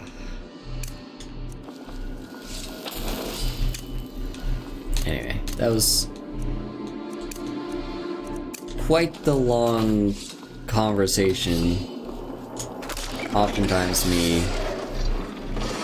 saying the same thing multiple times in a row because I keep getting distracted. But yeah, it'll be interesting to see how things go. I am looking forward to Starfield, but also I really want the next Elder Scrolls game to come out, and I really want it to be like, not even the next Skyrim, I want it to be the, like, even better than that. Because the next Skyrim, making it Skyrim 2 would just be playing it safe.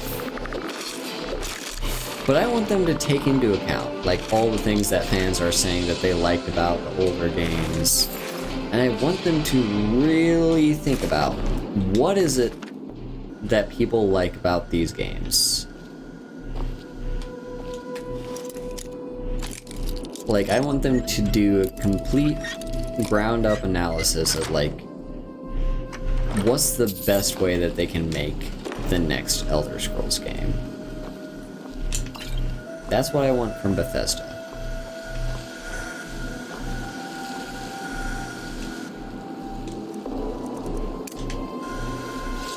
So, yeah. It'll be interesting to see.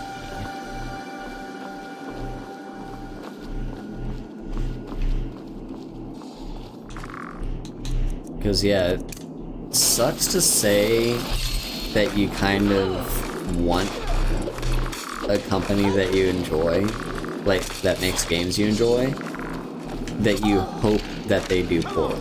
It sucks to say that, but I mean, it worked in the past, right?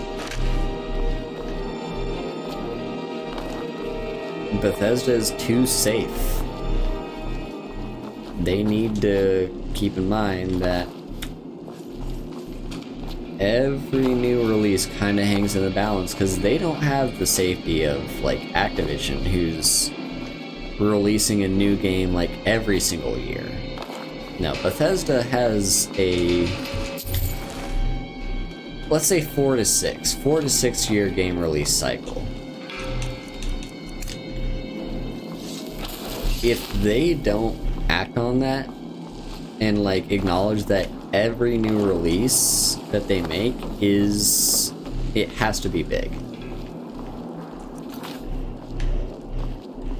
Hang on, is this me backtracking?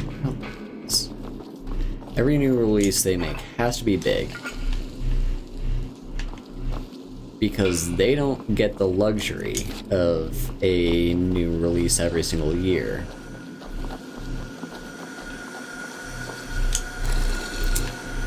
So let's just say, and I'm gonna say this too, I can tell you right now, like, I will put my money on Starfield being a buggy mess when it releases. Because that's the track record for Bethesda, right? Like, or any AAA game dev at all. Like, upon release, a game is gonna have bugs. That's a guarantee. I think people should be a little bit more fair with the game, with Starfield when it releases, and treat it like it's the low-hanging fruit to pick on a game and nitpick at the fact, oh, it's a buggy mess when it releases. Like, you know, however many other games were buggy messes when they released?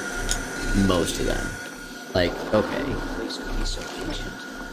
Not 100%, like, I get that Bethesda has a particular reputation for releasing buggy messes that other game companies don't really get, because their games are at least a little bit more polished upon release. Looking at Ubisoft here, I still think it's like, bugs are to be expected with Bethesda, and I don't think they should really take much part in the reviews for the next game that comes out. Because if I see a review saying, oh, Starfield sucks because it's full of bugs, it's like, well, Skyrim also sucks because it's full of bugs. But that's not the case, is it? It's not the case for one of the best-selling games in all of history. So, where does that leave us?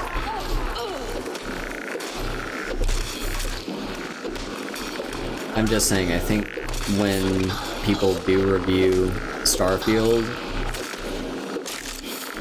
I think it should be heavily, like, I do think it should be played with a lot of criticism. If you don't take a critical approach to Starfield, you're gonna have people ending up in the same case that we had before, where, like with Fallout 76, they didn't really have to worry about that too much, because, like, they at least had Fallout 4 giving them good stuff.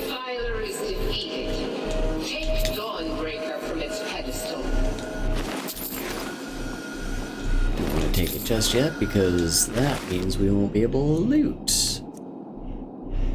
Okay, already. No stone flesh. Take the robes.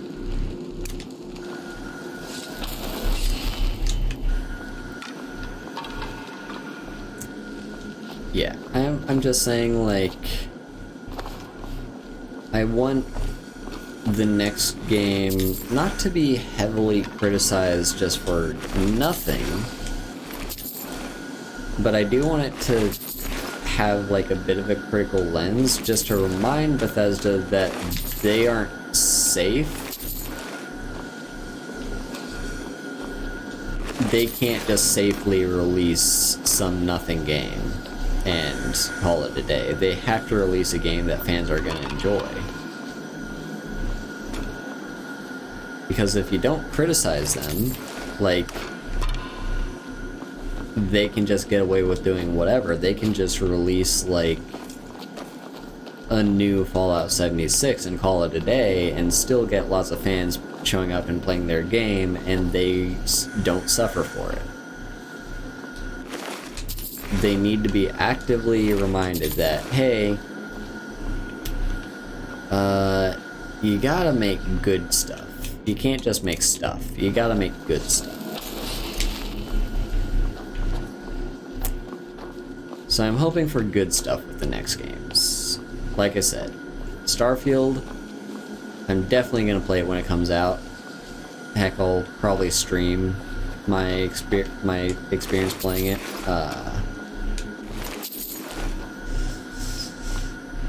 But yeah,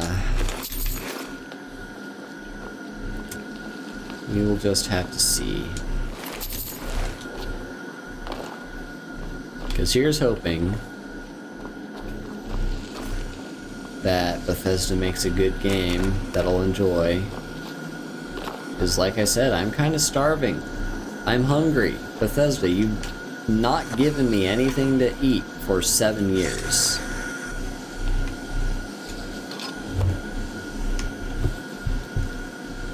And there's Dawnbreaker.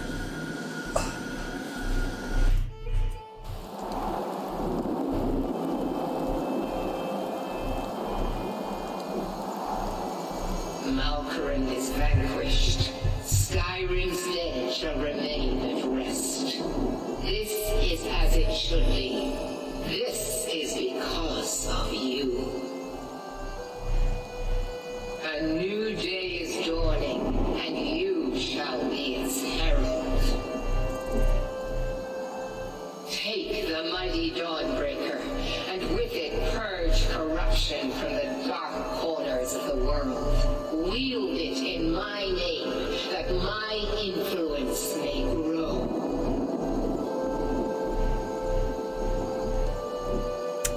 I'll wield it in your name. May the light of certitude guide your efforts.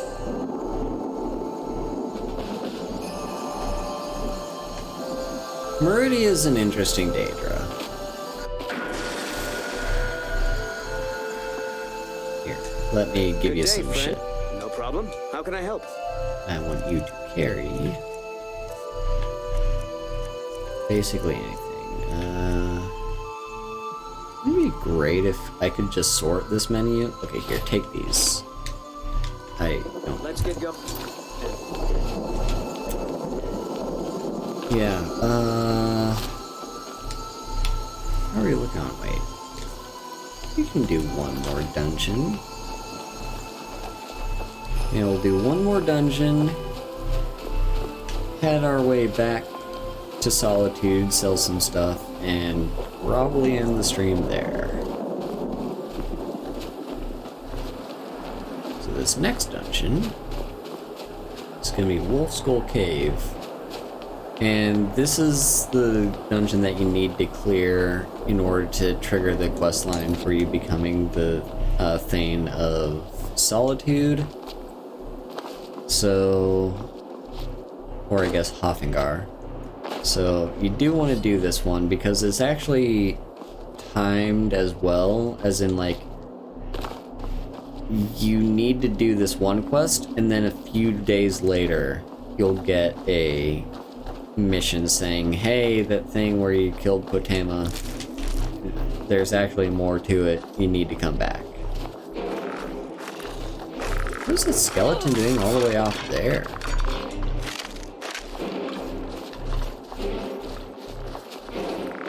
Aren't you supposed to be like right outside of Wolf Skull Cave?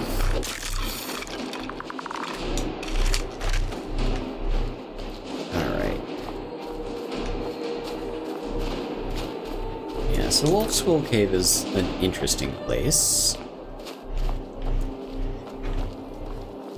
It's full of like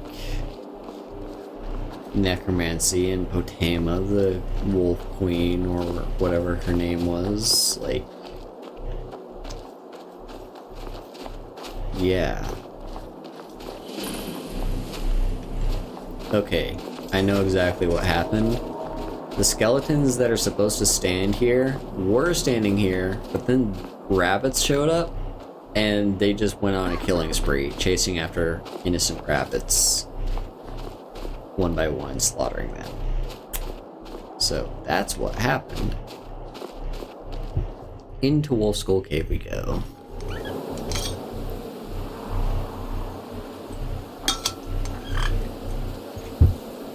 Also, I have to say, something Skyrim does very right is how long you spend in dungeons. Like, to a certain degree, you're in control of how long you're in a dungeon. Like, how long do you really want to spend looting every single individual corpse and container? And, like, how much of this are you trying to stealth? How much of this are you just kind of throwing caution in the wind and just going by yourself, like, completely on your own? But generally speaking, I'd say dungeons take, like, 15 minutes to an hour, kind of depending on what the dungeon is. Like,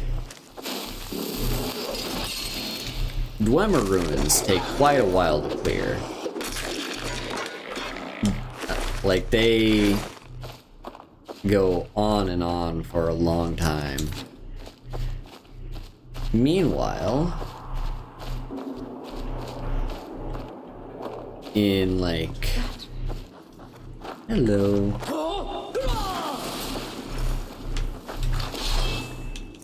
Yeah, like, Dwemer ruins take a while.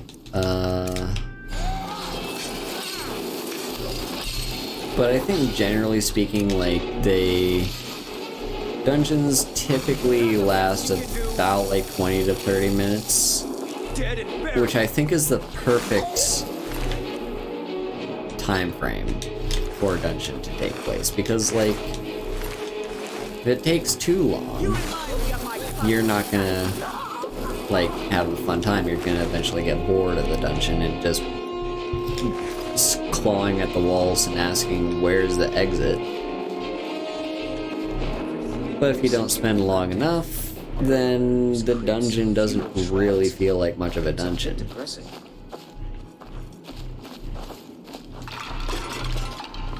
So you have to find, like, a nice middle ground, and I think Skyrim fits that middle ground very well. Like, you just spend a little bit of time in a dungeon, just long enough for you to, like, get the feel of it and the actual feel of completion once you've successfully done it. Hello, Ian. But there's also, like, so yeah, there's that. Skeleton minion. I mean, I'll take it, I guess. Huh, he's got necromancer clothes. Now, that doesn't mean anything to me. Hang on. No! I did not mean to jump down here. Guess I won't be getting the loot up top.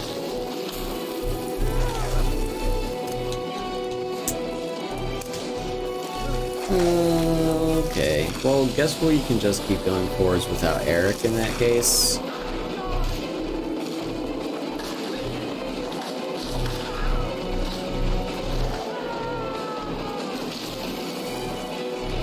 Eric is having an epic battle, though.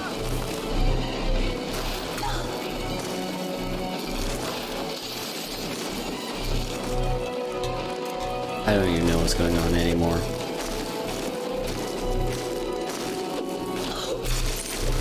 There we go.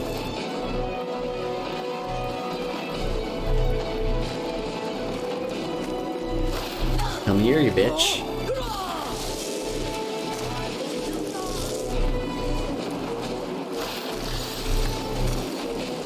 Yeah, this is the thing that kind of sucks about using only fists is I don't have ranged other than shouts.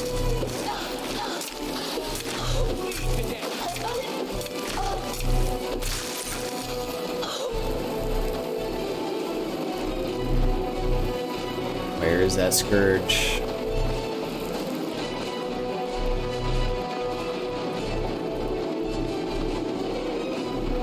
I hate how ice magic makes him move slowly. Where's Eric? Eric. Here he is. He's barely alive.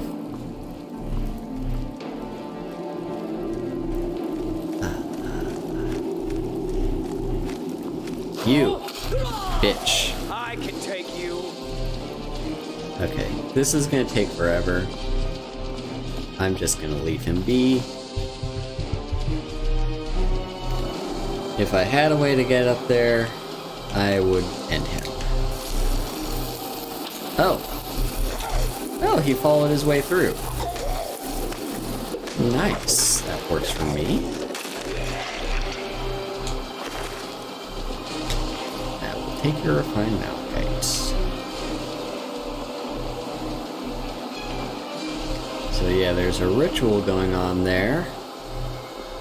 Wolf Queen, hear our call and awaken. We summon Fatima. We summon Fatima. Long have you slept in the sleep of death. No longer. Hear us, Wolf Queen. We summon you. We summon.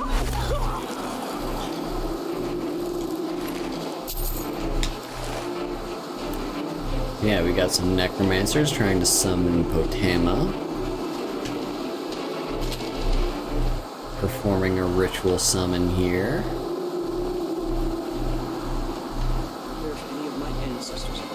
Which I don't know why they would. Ritual summons kind of suck.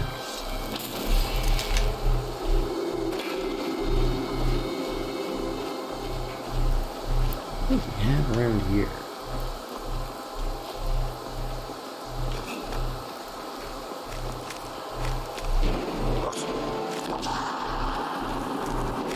Hello.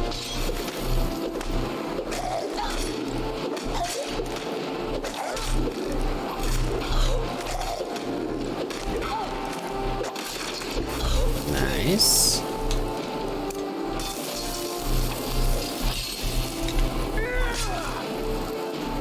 Hell yeah.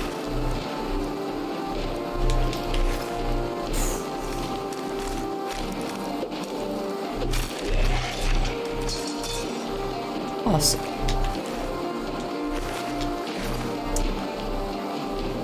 So yeah, by the way, recently in my free time, since this week I just kind of have off, and so in my free time I've been playing Civ 6, because actually one of my friends wanted to play, wanted to like get together and play a game with me. It's like, okay, what should we play and what do we have in common? And like, Civ 6 was one of those games that we just decided to play, so we did. And that kind of got me in the mood to just like play it on my own. And I've been having fun with it. It's like, it does remind me that way back, like early on, back when I very first started streaming, I had several strategy games going on all at once. I had like, so that was back when I had Crusader Kings 3 as one of my ongoing series, and that has kind of changed since Crusader Kings 3 ended when I was playing, when I came to Japan. And also,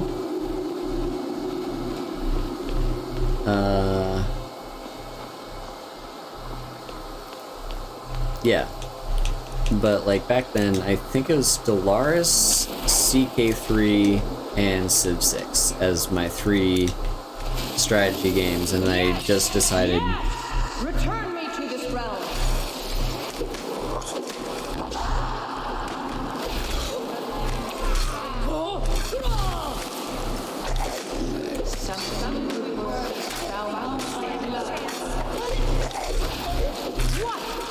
What are you doing? You fool! You cannot bind me to your will. Bound by blood. You ants don't have the power to bind me.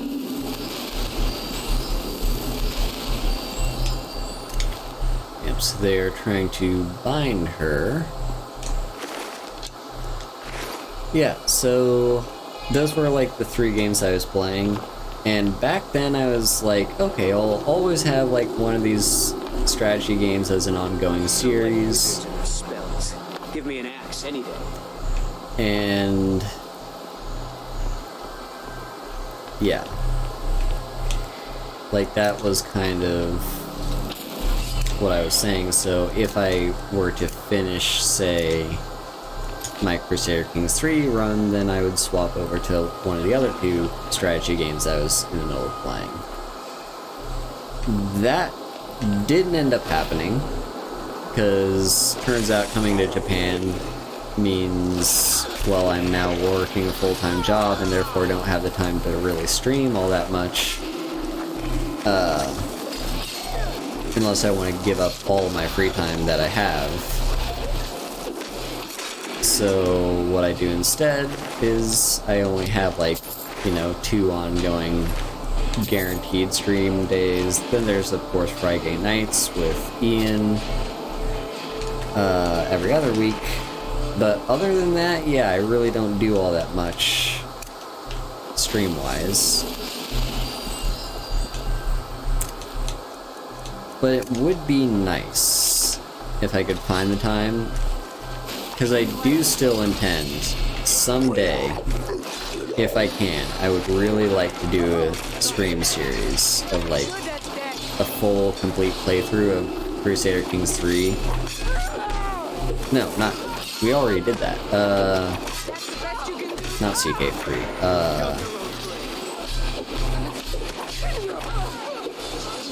Civ 6. Yeah. I want to do a Civ 6 playthrough. So hopefully we'll see that someday.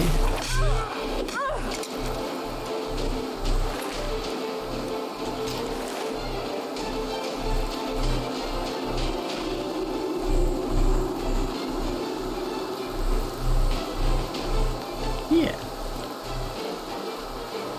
But as for my current playthrough, I'm playing as the Zulu Empire, and it's quite a fun playthrough. I normally don't play, like, military. I mostly play just kind of passively and just kind of work towards whichever,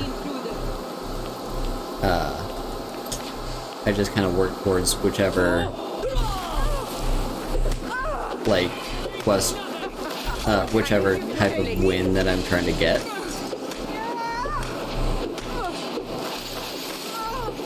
Whether that be, like,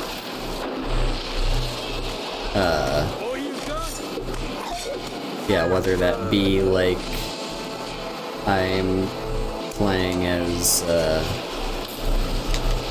Science Victory, or Culture Victory, or whatever have you. You know what, I will take Black Switch. Even if I don't use it, it's worth selling. Yeah, like the different type of victories, I usually just work towards one of those. But in this case, Necromancer's Ritual. Ooh, what is that?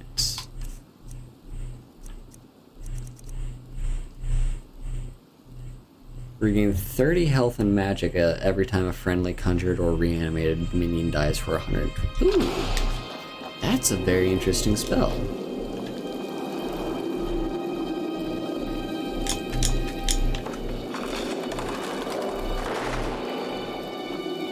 So yeah, but yeah, normally I don't really play super aggressively, but this time, you know, the Zulu is kind of built to be an aggressive, like, conquest victory type civ, because that's where all their bonuses are in the military stuff, so I'm like, you know what, I'll just kind of go for conquest victory if I can, and so that's what I'm doing. My neighbors are, or were, the Incas and the Aztecs and Russia. Like, those are the 3 other civs that spawned on the same continent as me. And it does not seem to be going well for them. The first ones I went for were the Aztecs, because they were kind of aggressively expanding towards me. And so I just kind of went to war with them because I saw them as a threat, and that's what I did. And then, yeah, like, so much for... Okay, let's head back to Solitude. Yeah, so much for, like, these things. Yeah, I saw them as a threat, I conquered them. And now the main threat that I'm focusing on is Russia, because... So, I was briefly at war with Russia, and I did burn down a few of their cities. But my people were tired of war, you know, and also we were kind of at the point where I couldn't keep any of Russia's cities if I tried. That's why I kept bringing them down, because of loyalty pressure from Russia. I couldn't, like, keep anything if I took it. So I figured, you know what? I'll let them live for now. I'll let them keep their cities. The main reason I was at war with them. We need to find our way to Solitude. Well, you're almost there. Why are we even going to a wedding at this far-flung end of the Empire anyway? I told you, it's the wedding of Vittoria Vici, an extremely well-connected merchant with the East Empire Company. The Emperor's cousin, remember? Hopefully these gifts will put us in her good graces, secure that import deal, and lead the way to an audience with the Emperor. I'm just gonna kind of stick with these guys for now, because they say they're headed towards Solitude. I want to make sure they actually get there. So, yeah, my... Russia was briefly at war with me because I had conquered one of the cities of the Incas, and that started an emergency that Russia sided with, so Russia was automatically at war with me during the entire duration of that emergency. And then the emergency ended, they're like, hey, let's have peace, after I'd burnt down like a few of their cities, and I was like, yeah, let's have peace, so I can at least rebuild. And that's what I did. And it seems to be going fairly well. I am still a little bit worried about Russia because I do see that they're a little bit ahead of me in science, so I would like to put a stop to that if I can. So Russia is going to be going down next.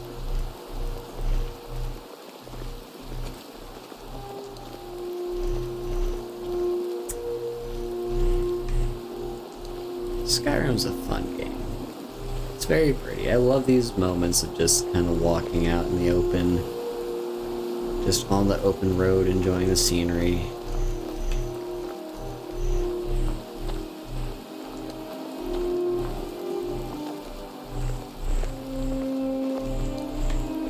One thing I do have to say about Hoffingar, by the way, is like, all this region doesn't seem very big, right? Like, it's just a tiny sliver of like this entire map. You know, the reach is massive. Like, hell, even the rift is really big. Like, this entire region is the rift. So like, what's so big about Hoffingar? Like, so Hoffingar is like this, and then I think a little bit of this. I'm not really sure at what point Morthal kind of takes over. But yeah, like, what's so great about it? I think Hoffingar has its strength in size in verticality, because it has a lot of mountains and a lot of caves in those mountains, and some caves are like, you know, stacked on top of each other. You know, you have Broken Ore Grotto, which is down at the coast, and then you have like Wolf Skull Cave, which is up in the mountains. So that's where the size comes from for Hoffingar. It's not like... Also, how close are we to Solitude? How long do I have to stick with you guys? It's not like sprawling like Whiterun is, but it's still sizable. It is still one of the smallest worlds, don't get me wrong. Like, I don't know the exact square mileage of Hoffingar, but it's on the lower end, I think. It's closer to the size of, like, Winterhold. But size or not, it still has a lot of political influence, and that's what matters. As Yoda would say, size matters not.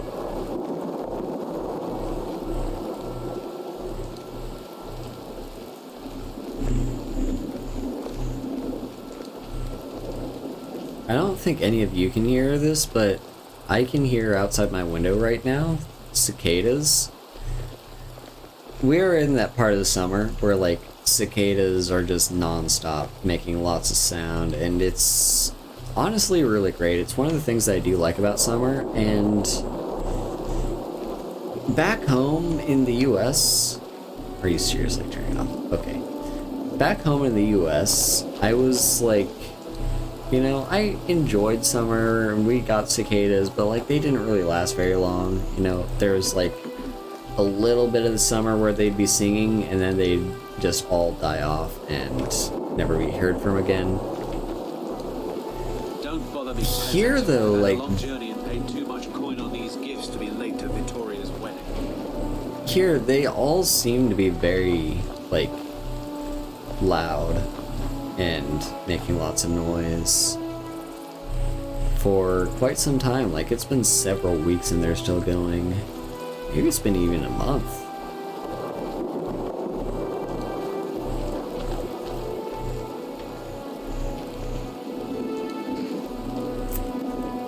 So yeah, if they make the right turn, now they're turning down that direction. Well, I'm still gonna call this a victory on their part because they made it to Solitude.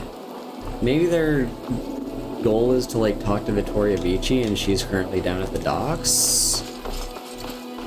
But I mean, they made it technically, even if they didn't make it inside the city walls.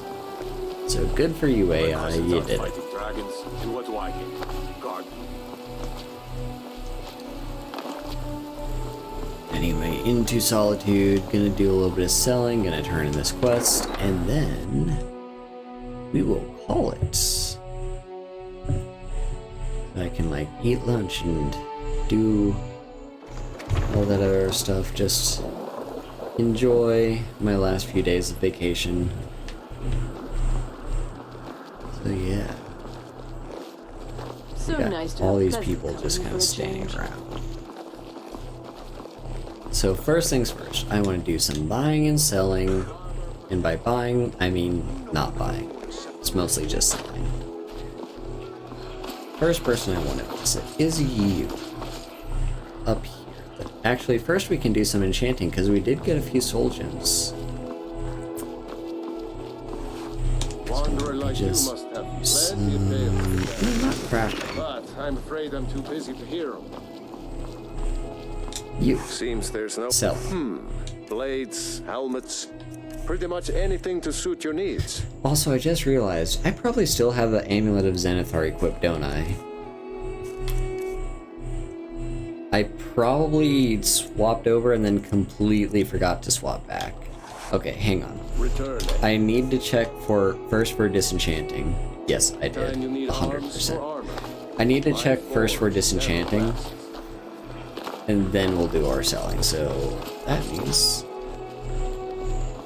all these kids just kind of chilling. They look like beggars.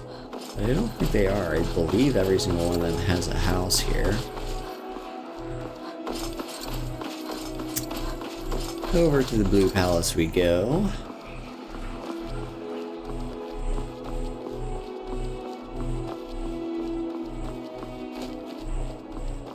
Skyrim's music is playing in the background. Some of the more beautiful stuff. And here we are. Back at the Blue Palace. We've completed like half the quests in the region. We've still got like a few to go. We got the Bard's College. We got like a few more caves to clear out and stuff. You've returned. Good. What did you find at Wolf Skull Cave? Some necromancers were attempting to summon and bind Potema. Potema herself? Please tell me you stopped them. I interrupted their ritual. It's done. You've done a larger service to the realm than you could possibly know. A resurrected Potema. I shudder at the thought. Indeed. Oh, 1,000 gold for a trouble. Nice. Okay, so first things first. Enchanting table.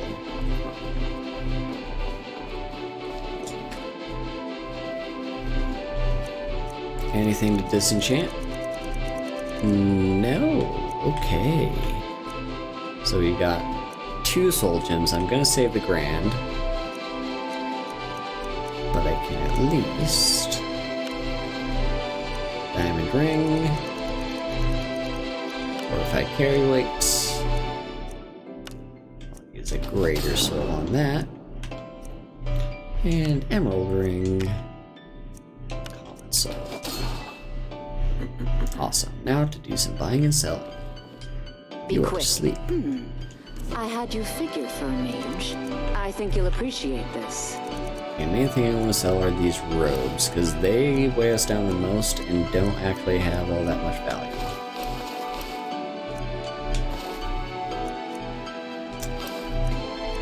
Okay, that's all the robes gone. Okay, so 290 gold is what we got to work with.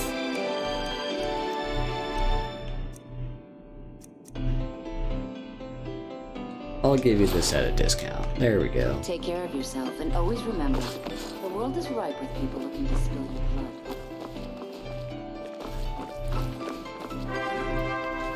blood. Hiyo, Jack. Thank you for the raid. Hello. Do we have any mods here in chat that want to give a shout out to Io? Hello. Thank you.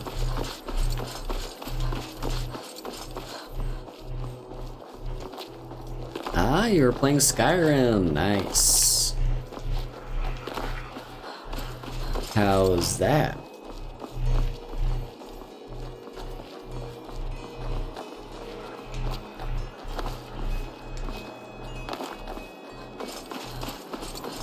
We're just gonna do some selling. What are these kids doing? They're just kind of... Forged by a master craftsman. The kids in Skyrim are creepy.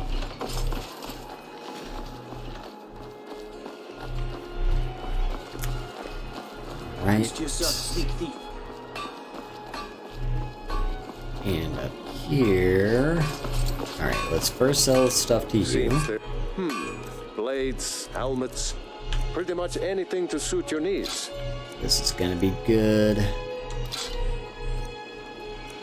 He cannot afford anything else. I guess we could sell... Okay, I don't know why I have that. You can have that. any apparel I've got. Oh yeah, I am carrying those. I don't think I want them though. Because we're very, like, we're so close to ebony I can almost taste it. So I'm gonna just dump all that stuff. As for you... It just feels right. Are you carrying anything? How can I help? Nah. You lead, I'll follow. Alright.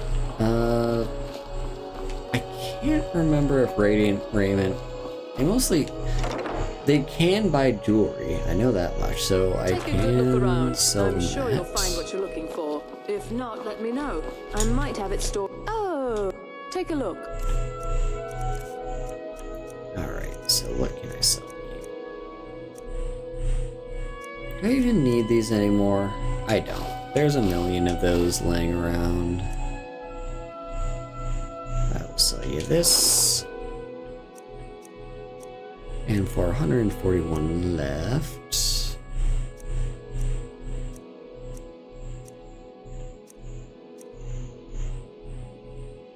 Sure, take the circlet. I won't miss that 20 gold. And then next is... this place, Bits and Pieces. It'd be nice if the Khajiit caravan was here, but they aren't. Beer and trinkets, odds and ends, that sort of thing. I could just sell you a Dawnbreaker. But no. I don't need this bow. I don't even think I need Herebane's Courage.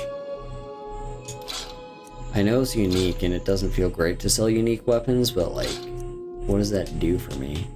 Come back to Bits and Pieces anytime. Okay, that's not everything bought and sold yet, but that does clear out a decent amount of inventory space and will give me enough to move on to the next bit of questing that I want to do, which is like further down here. And also there's Orphan's Tier, which I don't know what is sending me there. Maybe I've got a quest for Orphan's Tier or not, but I will leave it there. Thank you all for coming to watch.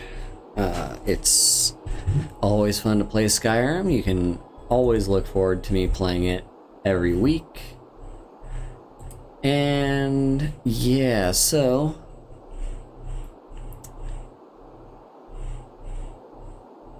I got 2 more days of vacation, so it's entirely possible that one of those days I will decide to do a Haru and Chill stream.